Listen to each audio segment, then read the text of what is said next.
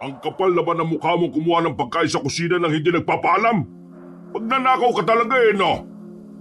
Hindi po ako magnanakaw. Nagsabi naman po ako kay Sir Dante kanina na kung pwede hihingi lang ako ng tinapay. Nagugutom na kasi ang anak ko kanina sa bahay. Walang sinasabi sa akin si Dante. Nagdaday lang ka pa. Ang sabihin mo, magnanakaw ka talaga. Kaya hindi ka naunlad Kasi ang buhay mo, hinahaluan mo ng kasamaan. Hindi po ako masamang tao, sir. Mahirap po ako pero kahit na kailan, hindi ko po naisip na magnakaw ng kahit na ano. Mas pipiliin ko pa pong mamatay sa gutom kaysa manguha ng bagay na hindi naman po sa akin. Sus! Ganyan na sinasabi ng mga kagaya mong mahihirap Gasgas na ang ganyang linyahan. Alam mo, Susan, hindi mo na ako maloloko sa ganyan Ilang tinapay na kinuha mo? 2 lang po. Yung malalaking monay po. Babawasan ko ng 200 ang sahod mo, ha? Grabe naman po. Ang laki naman po yata ng ibabawas nyo. Tinapay lang naman po ang hiningi ko Alam mo ba kung gaano kamahal ang tinapay na yon? Kung sa bagay, hindi ka pa naman pala nakakabili ng mga mamahaling pagkain. Basta, 200 ang kaltas. Ito na lang yung paraan para hindi ako mabana sa'yo, Susan. Sobra naman po ang 200. Maliit lang naman po ang sahod ko rito bilang utusan. Malaking bagay na po sa akin ang 200. Kaya nakikiusap po ako, Sir Facundo. Baka kung pwede liitan lang po natin ng... Manahimik ka! Kaya ang daming tamad at mahihirap sa bansang ito Dahil sa kagaya mong lagi na lang pinagbibigyan. Alam mo ba kung bakit ka naghihirap ng ganyan? Kasi palagi mong iniisip na merong maawa sa'yo. Merong magbibigay ng konsiderasyon sa kahirapan mo. Hindi totoo yan. Hindi ako ganyan. Kahit na kailan hindi ko ginamit ang kahirapan ko para makaahon. Lumalaban ako ng patas sa abot ng aking makakaya. Sus! Nagdadrama ka na naman. Lumayas ka na nga sa harapan ko. Basta ang gusto ko, 200 ang magiging kaltas mo sa sahod mo. Naintindihan mo ba ako? Kung hindi ka papayag, umalis ka na lang dito sa pamamahay ko. Buwisit na babae to. Ikaw lang ang utusan na palaging maraming sinasabi. Napayuko na lamang ang babaeng si Susan. Hindi na lamang din siya sumagot sa takot na baka bigla siyang tanggalin sa trabaho. Elementarya lang ang tinapos ni Susan. Kaya ang iniisip niya, kapag nawala sa kanya ang trabaho niya, wala nang ibang tatanggap sa kanya. Bumuntong hininga na lamang ang babae nang makalabas na rin siya ng mansyon. Pero kahit na nasigawan at napagsalitaan siya ng hindi maganda, hindi siya nagsisisi na naipakain niya kay Ana ang tinapay. Anak? Nasaan ka? Nandito na si Mama. Pagsilip niya sa loob ng kanilang bahay, wala siyang nakitang bata. Kumamot na lamang siya sa ulo sa pag-aakalang baka nasa labas pa ang bata at naglalaro pa rin. Pambihirang bata to talaga 5:00 na ng hapon, naglalaro pa rin. Ay, makapagluto na nga lang muna ng hapunan. Agad na binitiwan ni Susan ang kanyang ginagawa. Nagmamadali siyang makalabas ng kanilang bakuran. Tinungo niya ang kinaroroonan ng kanyang anak. Pagdating niya roon, inabutan niyang nakakagulo na ang mga bata. Agad niyang binuhat ang anak niyang si Ana. Tulong! Tulungan niyo ako!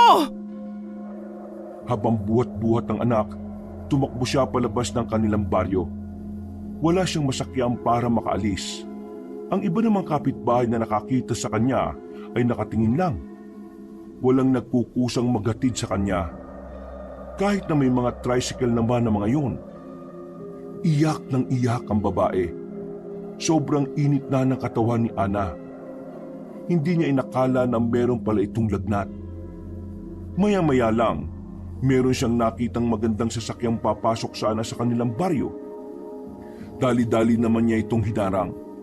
Hindi siya umalis sa harapan. Wala siyang pakialam kung banggain siya nito.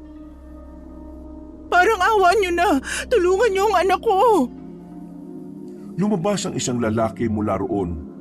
Lumapit ito sa kanya at sandaling tiningnan ang bata. Pagkatapos, bumalik ito sa gilid ng sasakyan at merong kinausap. Boss, yung bata, walang malay. Anong gagawin natin? Sige, pasakin mo. Miss, sakay na. Ihatid natin ang anak mo sa ospital. Naku, maraming salamat. Anong pangalan ng anak mo? Hindi ko po alam. Galing kasi ako sa trabaho. Pag uwi ko ng bahay, pinuntahan ako ng kalaro niya. Ang sabi na walang daw ng malay ang anak ko. Tapos ayan na, ang init-init na niya. Huwag ka mag-alala, miss. Padadala natin sa ospital ang anak mo. Maraming salamat po. Maraming salamat talaga. Pasensya na po sa abala. Kahit na papaano ay nabawasan na rin ang pag-aalala ni Susan ng mga sandaling yon. Para sa kanya, isang malaking hulog ng langit ang dalawang lalaki. Kung hindi dahil sa mga ito, ay baka hindi na niya nadala pa sa ospital ang bata. Miss, main ka muna oh. Mamaya pa lalabas ang doktor eh. Maraming salamat po talaga. Anong pangalan mo? Susan po. Susan po ang pangalan ko. Anong trabaho mo? Isa lang po akong utusan sa isang mansyon. Utusan? Kasambahay? Hindi po. Magkaiba po ang kasambahay sa utusan. Ang kasambahay po, nasa bahay lang sila. Ang utusan, inuutusan kahit na anong oras at kung saan-saan. At mas maliit po ang sahod ng isang utusan. Bakit ka pumayag na maging ganyan ang trabaho mo? Wala naman po kasi akong tinapos eh. Kaya hindi ko alam kung merong tatanggap sa akin sa ibang trabaho. Ilang taon na ang bata? Anong pangalan niya? 8 taon lang po siya. Ana po ang kanyang pangalan. Tumango na lamang ang binata. Maya-maya pa, biglang lumabas na ang doktor. Sinabi nitong wala namang seryosong karamdaman ng kanyang anak. Mataas lang talaga ang lagnat nito. At dahil na rin sa kakulungan ng kinain, nahimatay ang bata.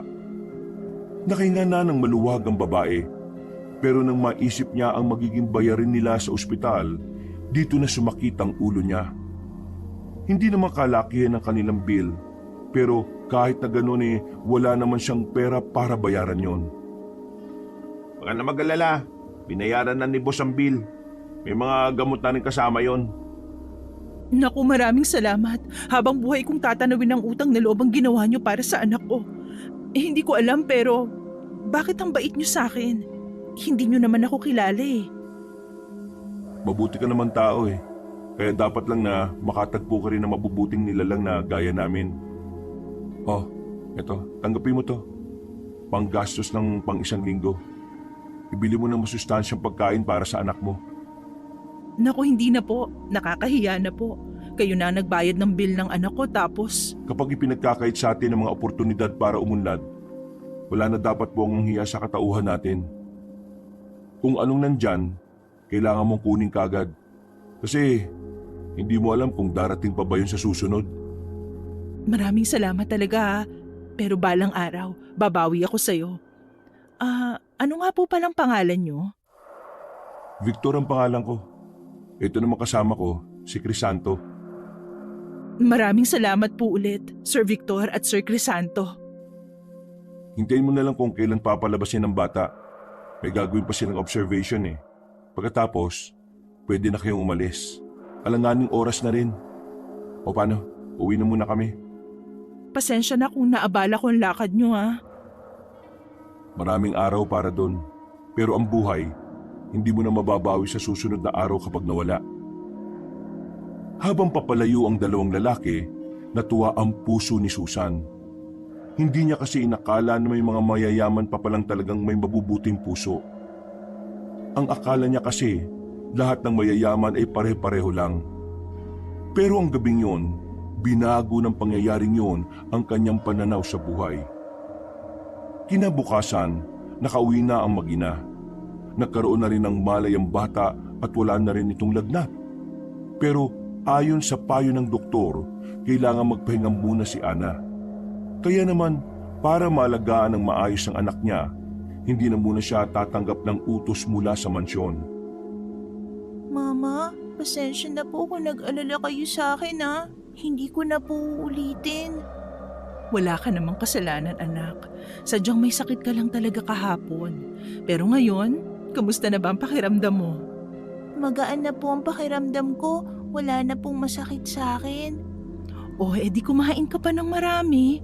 Kain pa, tapos mamaya iinom ka na ng gamot mo, ha? Mama, bakit po ang dami po nating pagkain? Sahod niyo na po ba? Hindi pa anak, meron lang talagang nagmagandang loob. Pinadala sila ng langit para tulungan tayo. Mama, mga angel po ba sila? Angel? Oo, baka nga mga anghel sila. O sige pa, kumain ka na. Kailangan mong magpalakas para kapag malakas ka na ulit, pwede ka na ulit makapaglaro. Talaga po, Mama? Oo naman. Kaya dapat palagi kang malusog ha. Huwag na huwag kang kakain ng mga hindi masusustansya. Masaya ang umagang yon para kay Susan. Bukod kasi sa marami silang pagkain, nakikita rin niya kung gaano kasaya ang kanyang anak. Si Ana na lang kasi ang natitira niyang pamilya. Meron pa naman siyang mga kamag-anak sa lugar nila, pero lahat ng yon ay hindi siya kinikilala. Akala kasi ng mga kamag-anak niya, uutang siya sa mga yon. Mabilis na lumipas ang mga oras. Tuluyan ang sumapit ang kinagabihan. Dahil wala naman na siyang gagawin sa mga oras na yon, naisipan niya na lang na pumunta sa mansyon ni Don Facundo. Nagbabaka sakali na meron siyang matatanggap na utos. Pagbukas ng gate, bumungad sa kanya ang matandang lalaki na mukhang aalis pa lang. Nakasimangot agad ito nang tumingin sa kanya.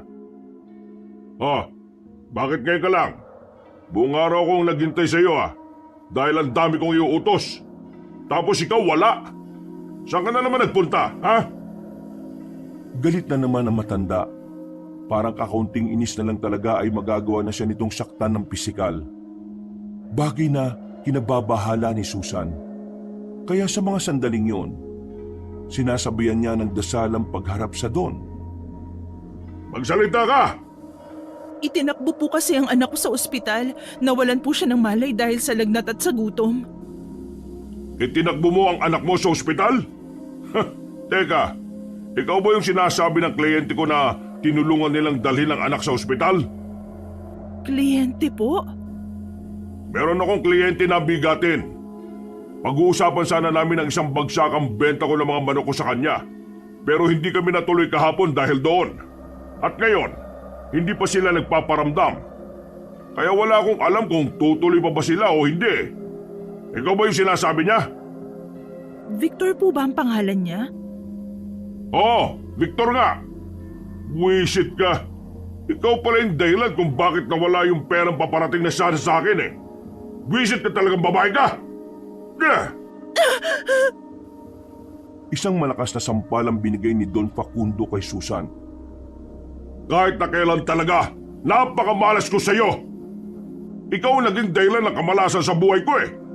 Kaya magmula ngayon tatanggalin na kita rito sa bahay ko. Bahala ka sa buhay mo kung saan ka magtrabaho. Huwag naman po sir, pakiusap lang po. Wala na po ako mahahanapan ng trabaho. Pakiusap po. Pakiusapan mo mukha mo. Balas na ako sa'yo. Etong sahod mo. Nginudngud pa ni Don Facundo ang 300 pera sa mukha ng babae. Napatras pa si Susan at saka tumama ang likod sa sasakyan. Bakit po 300 lang? Yung bayad doon sa 2 tinapay na kinuha mo, binawas ko na. Pero 200 lang po yun. Bakit sobrang liit po nito? Binawas ko na rin para sa abala na ginawa mo sa kliyente ko. Pasalamat ka pa nga, may binigay pa ako sa iyo eh. Kulang na kulang ang sahod mo para sa perang nawala sa akin. Buisit! Sige na, umalis ka na nga dyan! Tinulak ni Don Facundo ang babae sa gilid. Wala nang nagawa ang babae kundi ang maiyak na lamang hawak ang 300. Luhaan na naglakad pabalik ang babae. Pero bago siya makarating sa kanilang bahay, pinunasan niya muna ang mukha niya. Ayaw niya kasing makita ng kanyang anak na umiiyak siya. Hanggat maaari, gusto lang niyang isipin ni Ana na wala siyang dinadalang problema. Kinagabihan, tahimik na ang buong paligid. Pero hindi ang utak ni Susan. Ang dami niyang iniisip. Ang dami niyang iniintindi ng mga bagay na may kinalaman sa kinabukasan niya. Bigla niyang naalala ang kanyang dating asawa. Muli, nabuhay na naman ang galit sa kanyang kalooban. Kung matino lamang sana ang napangasawa niya noon, hindi sana magiging ganoon ang buhay nilang mag-ina. Kung hindi sana umalis ang dating asawa para sumama sa ibang babae, baka meron siyang katuwang sa pagtaguyod ng pamilya. Napapapikit na lang siya habang umiiyak. Alam niya na kahit na anong gawin niya, hindi na mababago ang katotohanan. Lumipas pa ang ilang araw, naganap-hanap na muna sa bayan ng trabaho ang babaeng si Susan. Pero kahit sa mga karinderya, hindi siya matanggap-tanggap. Kung walang bakante, ayon naman sa kanya ng mga may-ari sa hindi niya malamang dahilan. Ang hirap talaga makahanap ng trabaho kapag wala kang tinapos. Mababa ang tingin ng mga tao sa mga kagaya ko. Maglalakad na sana siya pauwi dahil wala ng pamasahe, pero biglang may tumigil na itim na sasakyan sa gilid ng bangketa. Pagbaba ng salamin, bumungad sa kanya ang nakangiting mukha ni Dante, ang nag-iisang anak ni Don Facundo. Hindi niya naman gaanong kilala ang lalaki. Hindi sila nagkakausap kapag nasa mansyon. Kaya naman hindi niya maintindihan kung bakit kumakangiti ito para bang matagal na silang magkakilala. Susan, sakay na! Wala nang choice ang babae. Kung lalakarin niya ang bayan hanggang sa baryo nila, baka abutin pa siya ng hating gabi. Kaya naman sumakay na rin siya kahit na nakakaramdam siya ng hiya at pagkailang. Ano nga palang ginagawa mo rito? Gabing-gabi na. Naghahanap ng trabaho, sir. Naghahanap ng trabaho? Nasa mansyon ka na naman, di ba? Tinanggal na po ako ng papa niyo. Ha? Bakit? Bakit ka tinanggal? Ayoko na po sanang pag-usapan. Pero ganun po ang nangyari eh. Sira ulo talaga ang papa ko kahit na kailan, no? Kapag mainit ang ulo, lahat pinagbubuntungan eh. Bale, huwag ka mag-alala. Ang bahala sa'yo. Hanap kita ng maganda-gandang trabaho. Hinawakan siya ni Dante sa balikat. Bumaba ito sa kanyang braso. Mas lalo siyang naging hindi komportable. Pakiramdam niya rin, kakaiba ang ibig sabihin ng ngiti ng lalaki. Pati ang tingin nito sa kanya. Bababa sana siya ng sasakyan pero biglang pinaandar ni Dante ang sasakyan. Kaya naman wala siyang magawa kundi tiisin ng sandaling yon. Alam mo, Susan, may itsura ka eh. I mean, maganda ka rin naman. Kailangan mo lang talagang mag-ayos eh. Pero, teka, meron akong alam na trabaho eh. Modeling. Tingin ko, babagay sa'yo yun. Wala po akong alam sa modeling, sir. Hindi po ako marunong. Ano ka ba? Kaya ka nga ititrain eh. Tuturuan ka dun. At kapag napag-aralan mo ng lahat, madali na lang sa'yo yun. Pasok na lang ng pasok ang pera. Hindi ko po kaya yun, sir. Mahiyain po kasi ako. Anong gusto mo? Kasambay ka lang? Utusan ka lang? May magagawa ka pang iba. May kaya ka pang magawa na higit sa ganung trabaho. Alam mo, Susan, akong bahala sa'yo. Ako magiging manager mo. Ano po bang mga ginagawa kapag modeling? Nagpo-posing. Kukunan ka ng larawan. Tapos, makikita ka sa magazine. Pero, merong mas malaki ang kitaan dun. Mas malaki ang kitaan? Oo, pero kailangan mo lang lakasan talaga ang loob mo. Ano po yun? Kailangan mo lang ipakita sa kanila ang katawan mo. At ang magiging larawan mo, yun ang magiging pera mo. Paldo-paldo ka doon, Susan. Baka may ahon pa si Ana kapag nagkataon. Hindi po. Ayoko po ng ganon. Hindi ko po kayang ipakita sa maraming tao ang katawan ko. Susan, nanay ka. Dapat lahat ng bagay kaya mong gawin para sa anak mo. Di ba ganun ang isang ina? Ano bang mahalaga sa'yo? Ang imahe mo bilang babae o ang kumakalam na sikmura ng anak mo? Nanahimik si Susan. Napaisip din siya. Batid niyang kailangan niya ng pera. Hindi niya sigurado kung tama bang pasukin niya ang mga trabahong labag sa kalooban niya. Maya-maya lang, biglang tumigil ang sasakyan sa gilid. Pagtingin ni Susan sa labas, nasa liblib na lugar na sila. Sumakto pa na madilim na rin ang paligid dahil nagsisimula ng gumabi. Sir, bakit po kayo tumigil? Meron pa akong isang trabaho na gustong ialok sa iyo eh. Pero hindi ko kayang sabihin yun ng nagmamaneho. Ano po ba yun? Susan, pamilyar ka ba sa sinasabi nilang masarap ang mga boss? Po? Napaka-inosente mo talaga. Yan ang dahilan kung bakit gustong-gusto kita eh. Sir naman, wag naman po sana kayong magbiro ng ganyan. Isang beses lang, Susan. Babayaran kita ng 5,000. Mataas na nga yung para sa kagaya mong wala namang klase. Gusto ko lang malaman ang lasa ng isang babaeng utusan ng merong anak. Sige na. Sir, wag. Dahan-dahang naglakbay ang kamay ni Dante sa kanyang hita. Nang hindi na niya kinaya ang kamanyakan ng lalaki, sinuntok niya ito sa mata. Nagkaroon siya ng pagkakataon na makalabas ng sasakyan. Nagmamadali siyang makatakbo pero nakita niyang lumabas din ang sasakyan ng lalaki at hinabol siya. Tulong! Tulungan niyo ako! Pero kahit na anong gawin niyang sigaw, wala namang nakakarinig sa kanya. Tulong! Tulungan niyo ako! Pakiusap! Susan, ano ka ba?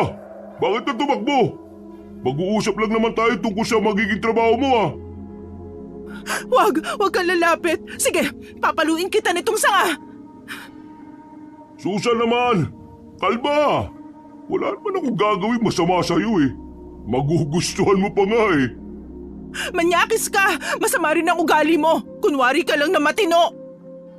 Wala naman ako sinabi na matino ako ah. Yun lang talaga ang tingin mo sa akin kasi may gusto ka sa akin, di ba? Akala mo ba hindi ko alam? Sinabi na sa akin ni Aling Pepang, no? Paghanga lang yun kasi oo, gwapo ka at matangkad. Pero hanggang dun lang yun. Kahit kailan hindi ako nagkagusto sa'yo. Aba, parang ikaw pa itong lugi ngayon ah. Ang lakas naman ng loob mo. Pero huwag ka magkalala. Hindi naman ako galit eh. Halika na, lumapit ka na. Dali, doon natin sa kotse gawin to. Hindi ako papayag na magamit ako ng isang demonyong kagaya mo. Kung hindi ka lalapit, ako na lalapit. Tumakbo palapit ang lalaking si Dante. Pinalo naman ni Susan ng hawak-hawak niyang sanga ang binata. Pero dahil manipis lang naman ang sanga, ay wala rin namang epekto yun kay Dante. Iyan ang gusto ko eh. Pumapalag eh. Nagpapakibot pa. Hard to get ka ha? Masyadong malakas si Dante, kaya ilang sandali lang pumaybabaw na rin ito sa babae. Walang magawa si Susan ng mga sandaling yon. Hinang-hina na rin siya dahil sa puwersang ginagawa ni Dante sa kanya. Akmang aalisin na ni Dante ang butonis ng kanyang damit nang biglang merong humawak na lalaki. Hinila siya nito at ibinalibag sa harap ng sasakyan. Isang lalaking misteryoso ang dumating para iligtas si Susan. Aray, sino ka ba? Halimaw! Halimaw ka! Takot na takot si Dante at nagmamadali na itong makabalik ng sasakyan. Humarurot ito ng alis. Samantala, napasiksik naman sa gilid si Susan. Nakatingin siya sa lalaking nasa harapan niya na mahaba ang buhok. Hindi ito maharap sa kanya. Sino ka? Wala siyang nakuhang tugon. Narinig niyang umangil lang yon. Nanlaki ang mga mata ng babae nang makitang tumalo na mataas ang lalaki papunta sa puno. Nagtitindigan ang kanyang mga balahibo ng mga sandaling yon. Pero nang mahimasmasan siya, nagmamadali na rin siyang tumayo. Takbo lamang siya ng takbo. Hanggang sa isang tricycle ang napadaan at naisakay siya. Habang nasa biyahe, nagdadalawang isip siya sa gagawin niya. Hindi niya alam kung isusumbong niya ba sa mga pulis ang kahayupang ginawa ni Dante sa kanya. Nababahala siya dahil alam niyan napakalakas ang impluwensya ni Dante dahil sa ama nito. Kaya naman, sa huli, napagdesisyonan na lamang niyang hindi na lang magsasalita. Mas pinili na lamang niyang umuwi na lang sa kanilang bahay. Bago siya pumasok sa kanila, huminga na muna siya ng malalim. Siniguro niyang hindi makakalata ang kanyang anak kung anuman ang nangyari. Mama! Oh, anong ginawa mo maghapon? Naubos mo ba ang nilaga kong kamote kanina? Opo, Mama. Ubus na po. Utot nga po ako ng utot eh. Naku, ikaw talagang bata ka. O teka, magpapalit lang ng suot ang mama ha? Maglaro ka na muna sa bakuran natin. Sige po. Paglabas ng bata ay agad siyang humarap sa salamin. Naiyak na naman siya. Hindi mabura-bura sa utak niya ang itsura ng mukha ni Dante habang pinagsasamantalahan siya. Pero sa kabilang banda, nahihiwagaan din siya sa lalaking nagligtas sa kanya. Alam niyang hindi pangkaraniwang tao yun. At base sa naging reaksyon ni Dante noon, palagay ni Ana ay hindi nga talaga kaaya-aya ang anyo ng lalaki. Lumipas pa ang 2 araw. Hindi napagod ang babae sa paghahanap ng trabaho. Nagkakanda utang-utang na siya sa mga kalugar nila, pero palagi lang siyang nabibigo. 3:00 ng hapon, habang naglalakad pauwi ang babae, napadaan siya sa mansyon nila Don Facundo. Unang pumasok sa isipan niya ay si Dante. Lalagpas na lang sana siya, pero nakita niyang binubugbog ni Don Facundo si Dante. Nakarating na nga ang mga yon sa labas ng mansyon, sa mismong tapat ng gate. Gumilid ang babae at pinakinggan kung ano ang nangyayari. Sa kakaswang mo, na-weirdohan ang kliyente sa'yo. Nawalan patuloy tayo ng kliyente dahil sa mga pinagsasasabi mo wala namang katuturan eh. Pero Papa, paniwala ka. Kaya hindi ako nakarating sa meeting nung araw na yun eh. Mahalaga sana ang meeting na yon. Kung sana nakarating ka, hindi ka sana nagsabi ng aswang-aswang sa kanila. Hindi sana sila mawiwirdoan sa iyo eh. Pero hindi ka pa nakarating. Makinig ka kasi muna sa akin pa. Inatake nga ako ng aswang noon. Nakakatakot ang mukha niya eh. Muntikan na nga niya akong patayin. Kahit itanong mo pa kay Susan. At ano naman ang kinalaman ng Susan na yan dito? Nagkita nga kami ni Susan sa bayan. Isinabay ko na lang siyang sumakay kasi uuwi na rin naman ako. Ang sabi ko, iihilang ako kaya pumarada kami sa gilid. Tapos, bigla na lang may aswang na dumating. Ito oh, tiyan mo tong likod ko. Bumaon pa yung kuko niya eh. Ginagamit mo pa yung walang kwentang tao na yon. Tumigil ka na nga. Huwag mo na nga muna akong kausapin hanggat hindi mo napapabalik yung mga kliyenteng nawala. Sinipa ni Don Facundo ang lalaking si Dante at sumakay na rin sa sasakyan. Buti nga sa'yo, sinungaling. Umalis na lamang ang babae roon at nagpatuloy na rin sa paglalakad. Habang tulala na naglalakad, nagulat siya nang biglang lumitaw ang lalaking si Crisanto sa gilid. Lumapit ito sa kanya at akmang ipapalo niya pa ang daladalang bag. Oo, hindi ako masamang tao, no? Ikaw yung kasama nung nagbayad ng bill namin, si Crisanto? Mabuti naman at natatandaan mo pa yung pangalan ko. Oo, ako nga yun. Nandito kasi ako para sunduin ka eh. Sunduin? Teka, saan niyo ko dadalhin? Kalma lang, Susan. Gusto ko lang naman makakausap ng boss ko. Tukol ito sa trabaho. Huwag ka mag-alala. Legal naman ang trabaho ang iaalok niya. Mabibigyan niyo ko ng trabaho? Yung maayos at marangal? Oo, Susan. Kung papayag ka, sumunod ka na sa akin. Naroon si boss sa sasakyan. Hindi mapaliwanag ni Susan ang nararamdaman niya kung bakit agad siyang sumama. Wala kasi siyang nararamdamang panganib sa lalaking yun, at lalong-lalo na kay Victor. Nang nakapasok na siya sa loob ng sasakyan, nabalitaan ko natanggal ka sa trabaho dahil sa akin. Sir, hindi naman po yun dahil sa inyo. Wala naman pong mali sa ginawa niyo eh. Kasi masama lang talaga ang ugali ni Don Facundo. Sinasaktan ka ba niya? Pisikal? Minsan, pero madalas mas masakit yung mga sinasabi niya. Hindi ka na babalik doon ha? Sa akin ka na magtatrabaho. Matanong ko lang sir, ano po bang magiging trabaho ko sa inyo? Wala akong kasambahay sa bahay ko eh. Kaya kukunin kita. Isama mo na rin ang anak mo. Mag-stay in kayo para nababantayan mo rin yung bata. Sa sahod, ibibigay ko yung nararapat. Tataasan ko pa. Naku sir, maraming salamat. Malaking tulong talaga to sa amin ng anak ko. Pero sir, bakit po ninyo ako tinutulungan? Simple lang. Kailangan mo ng tulong. O Crisanto, paandarin mo na.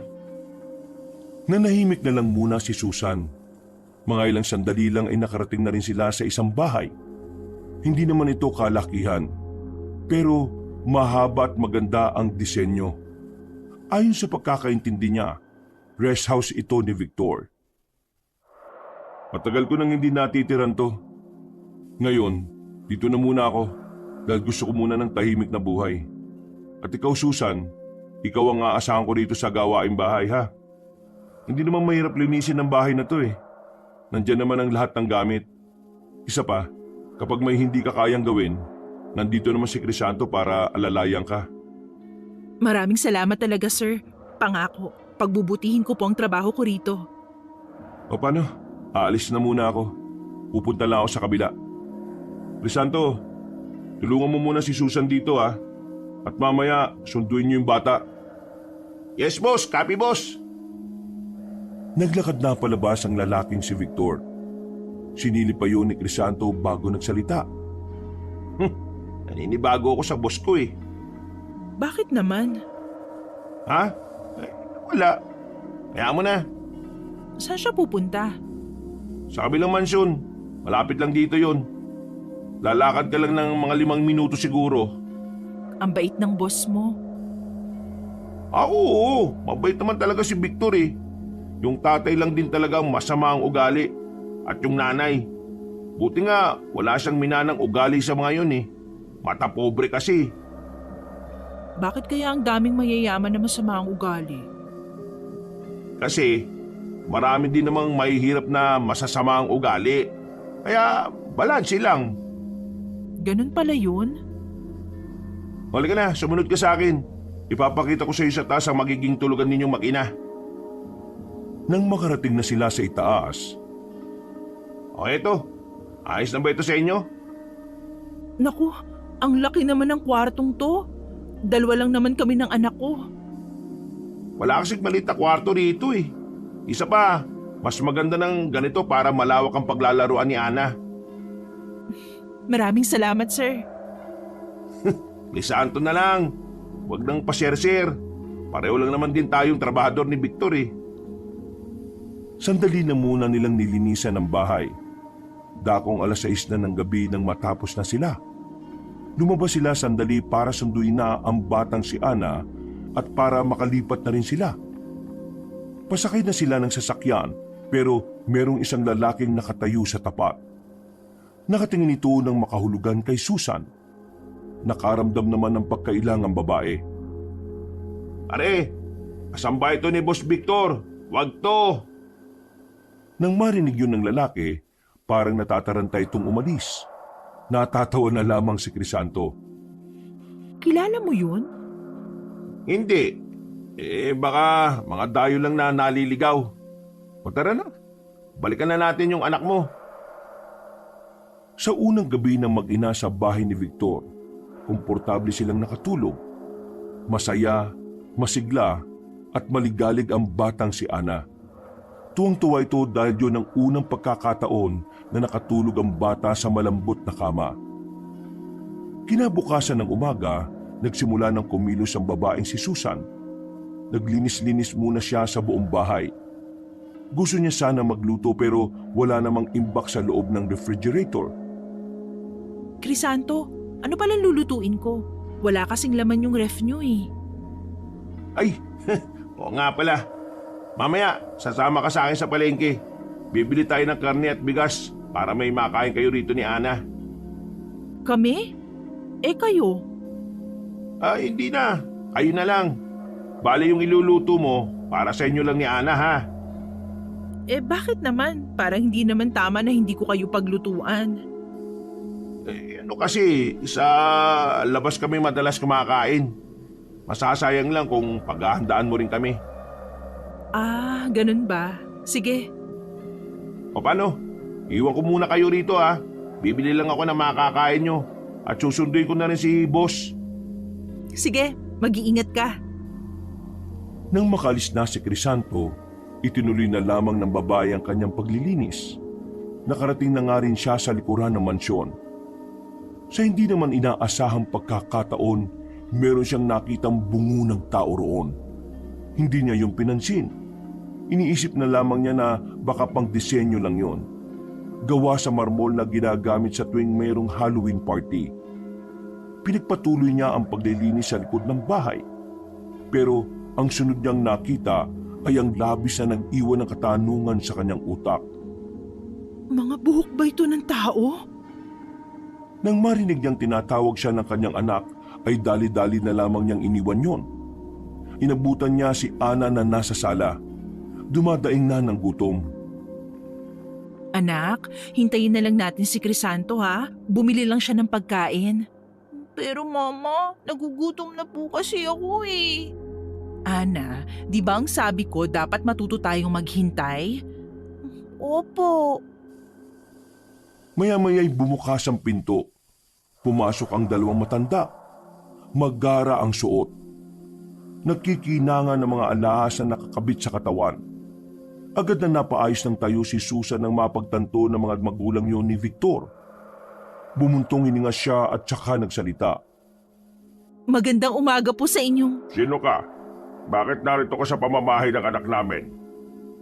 kasambahay lang po ako rito. Nung nakaraan lang po ako dito dumating.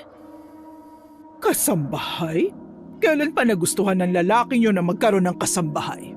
Sa pagkakaalala ko, ayaw na ayaw ni Victor na magkaroon ng kasama sa bahay. Kaya nga pinagawa namin tong bahay sa kanya para makapag-isa siya. Tapos sasabihin mo sa amin na kasambahay ka? Maniwala po kayo, kasambahay lang po talaga ako. Kahit itanong niyo pa po sa kanya.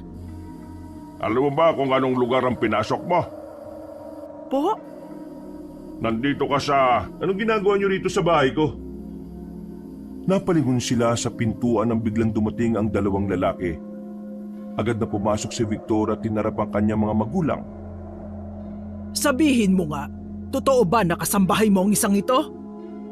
Oo, totoong kasambay ko siya at ako mismo ang kumuha sa kanya. Ah, iba na pala ang gusto mo ngayon. Ayaw mo na yatang mapag-isa.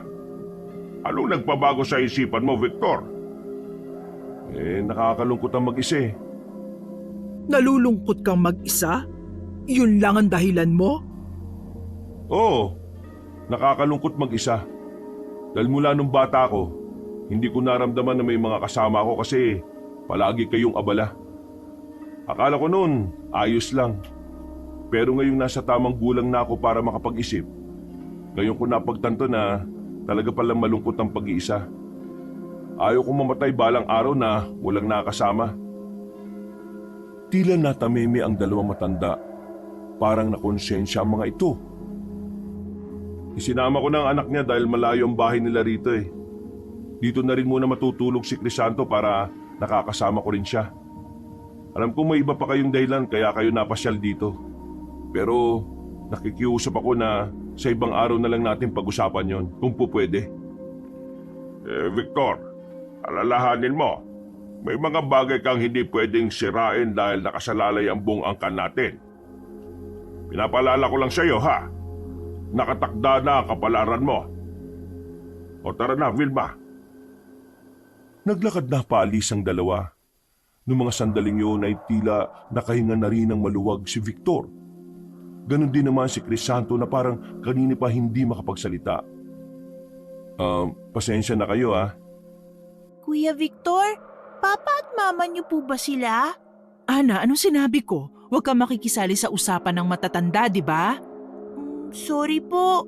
Sir, wala naman po silang sinabi sa akin na masama. Nagtatanong lang sila sa akin.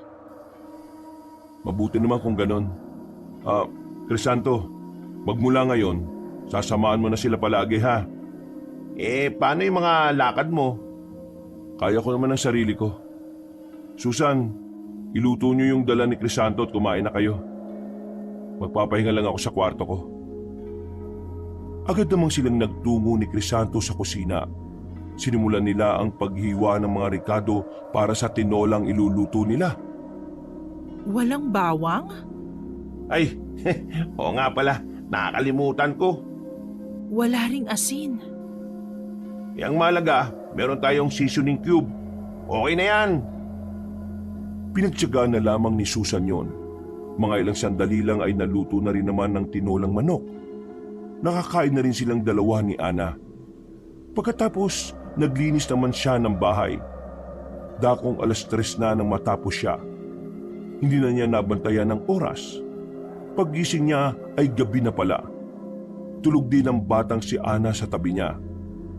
Hala, ginabi na pala ako. Natatarantang lumabas ng silid ang babaeng si Susan. Pagbaba niya ng sala, nakapatay ang ilaw doon. Pero bukas naman ang sa labas. Palagay niya ay umalis ang dalawang lalaki. Papunta siya sa kusina nang biglang may nakita siyang lalaking nakatayo sa labas. May kasama itong dalawang babae. Ang tingin ng mga iyon sa kanya ay parang may binabalak na masama. Nakaramdam ng kaunting takot ang babae. Wala siyang ideya kung anong ginagawa ng mga iyon doon. Sa halip na papunta siya sa kusina, bumalik na lang siya pataas. Nabangga niya si Victor na pababa na rin pala ng hagdan. Aray ko, pasensya na po sir. Oh, bakit hindi ka pa natutulog? Kagigising ko lang po sir. Iinom sana ako ng tubig kaso Kaso ano? meron pong tao sa labas 2 babae, 1 lalaki. Tapos yung tingin nila sa akin parang may binabalak sila. Agad na tiningnan ni Victor ang nasa labas, pero wala na itong nakita roon. Nagtataka naman si Susan. Alam niyang totoo ang nakita niya. Hindi siya maaaring magkamali. Sir, nakita ko talaga sila kanina. Doon po sa gilid ng halaman na yun, no? Susan, baka epekto lang yan ang paninibago mo sa bahay. Sir? Ayon sa pag-aaral, may mga pagkakataon na kapag naninibago ka sa bagong lugar na ginagalawan mo mas lumalakas ang imahinasyon mo. Minsan pa nga, yung mga nakikita natin na hindi nakikita ng iba, imahinasyon lang din natin yun. Ganun po ba yun? Oo, kaya wag mo nang masyadong stressin ang sarili mo. Sige po, sir. Bumuntong hininga na lamang ang babae. Naglakad na rin si Victor papuntang kusina at sabay silang kumuha ng tubig. Pinilit na lamang ni Susan na alisin ang mga bagay na napapansin at nakikita niya. Itinoon na lamang niya ang kanyang atensyon sa kanyang trabaho. Hanggang sa tumagal na nga sila ng 1 linggo doon. Unti-unti nang nasasanay si Susan. At sa mga nakalipas na araw, wala na ang mga nakikita niyang tao sa bakuran ng bahay.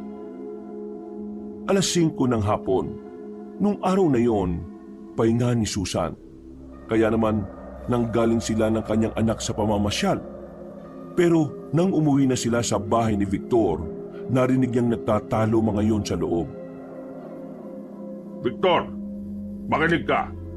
Kailangan mo magpakasal kay Mona Lisa para mas lalong lumakas ang angkan natin. Ang magiging anak niyo ang siyang magdadala ng swerte at kalakasan sa ating lahat. Siya ang magiging simbolo ng 2 angkan na magsasanim puwersa. Hindi ba pwedeng hindian yon? Ang kasal niyong 2 ay matagal nang itinakda ng Panginoon natin. At handa kayong isakripisyo kami ni Mona Lisa para lang sa baluktot na katwiran na sinasabi niyong propesiya? Hindi pa kayo naaawa sa amin ni Mona Lisa? Naisip niyo man lang ba kung ano ang magiging kinabukasan namin? Pa, Ma, hindi namin mahal ang isa't isa. Hindi namin kayang magpalaki ng isang bata na hindi pagmamahal ang pundasyon. Sana naiintindihan niyo yung sinasabi ko. This is not about your happiness. It's about our family tradition and culture. Isang malaking kasalanan ang mangyayari kung hindi ito matutuloy. Kayo ang nagtakda sa aming 2 at hindi ang Panginoon natin. Kayo lang ang nagpupumilit. Victorino! Natututo ka ng sumagot sa ama mo!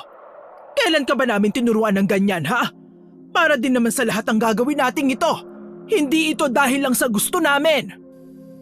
Ano ba kasi ang mahirap intindihin? Hindi ko mahal si Mona Lisa. At hindi niya rin ako mahal. Bakit niyo pinipilit maging mag-asawa kaming dalawa kung walang pagmamahalan na namamagitan sa amin? Ikaw ang hindi nakakaintindi. Hindi ka ito tungkol sa mga nararamdaman nyo. Tungkol ito sa kultura at tradisyon. Eh di baguhin niyo ang tradisyon na ito dahil hindi na ito umaakma sa mga bagong henerasyon. Kung hindi mangyayari ang kasal, pwede tayong api-apihin ang buong angkan. Kailangan natin dumikit sa malakas, Victor. Yun ang isipin mo. Sawang-sawa na ako sa ganitong buhay. Ano sinabi mo? Paano mo nasasabing nakakasawa ang ganitong buhay samantalang pinalaki ka naming hindi nakakaranas ng hirap? Sana nga pinanganak na lang akong mahirap eh. Para naman nararanasan ko ring mamuhay ng normal. Tapusin na natin ang dramang ito. Kung anong nakasaad sa propesiya, yun ang dapat na mangyari. Itutuloy ang kasal sa ayaw at sa gusto mo. Wala kang magagawa, Victor. At subukan mo lang na suwayin ako. Makikita mo kung ano ang hinahanap mo. Padabog na lumabas ng mansyon ng dalawang matanda. Sandali pa itong tumigil at tumingin kay Susan mula ulo hanggang paa. Napayuko lang ang babae dahil sa kahihiyan.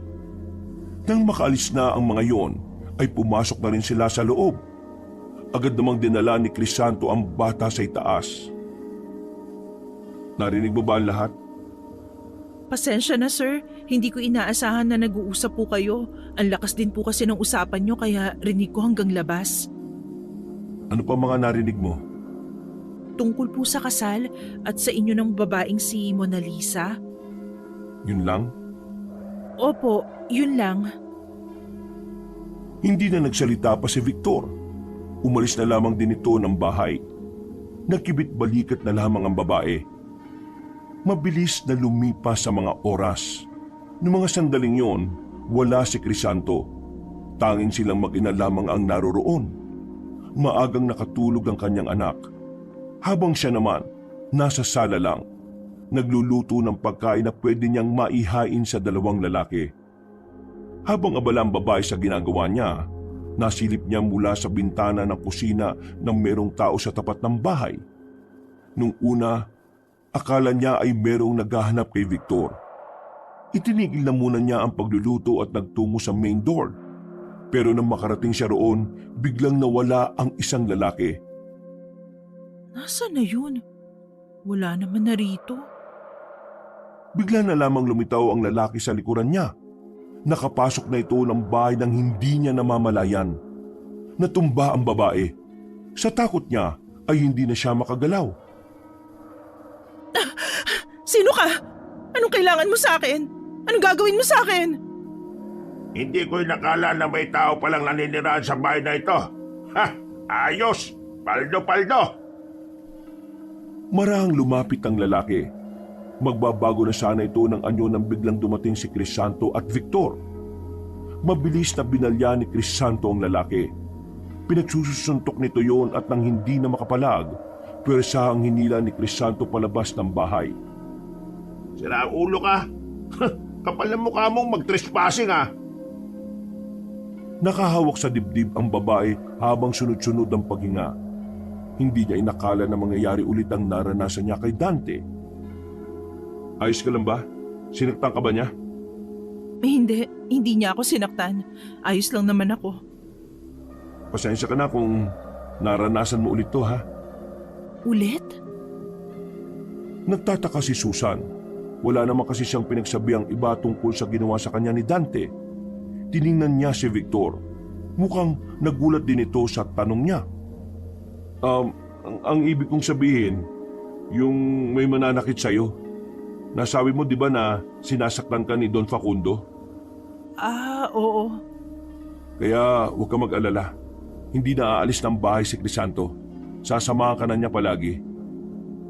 Sino ba lalaking yun?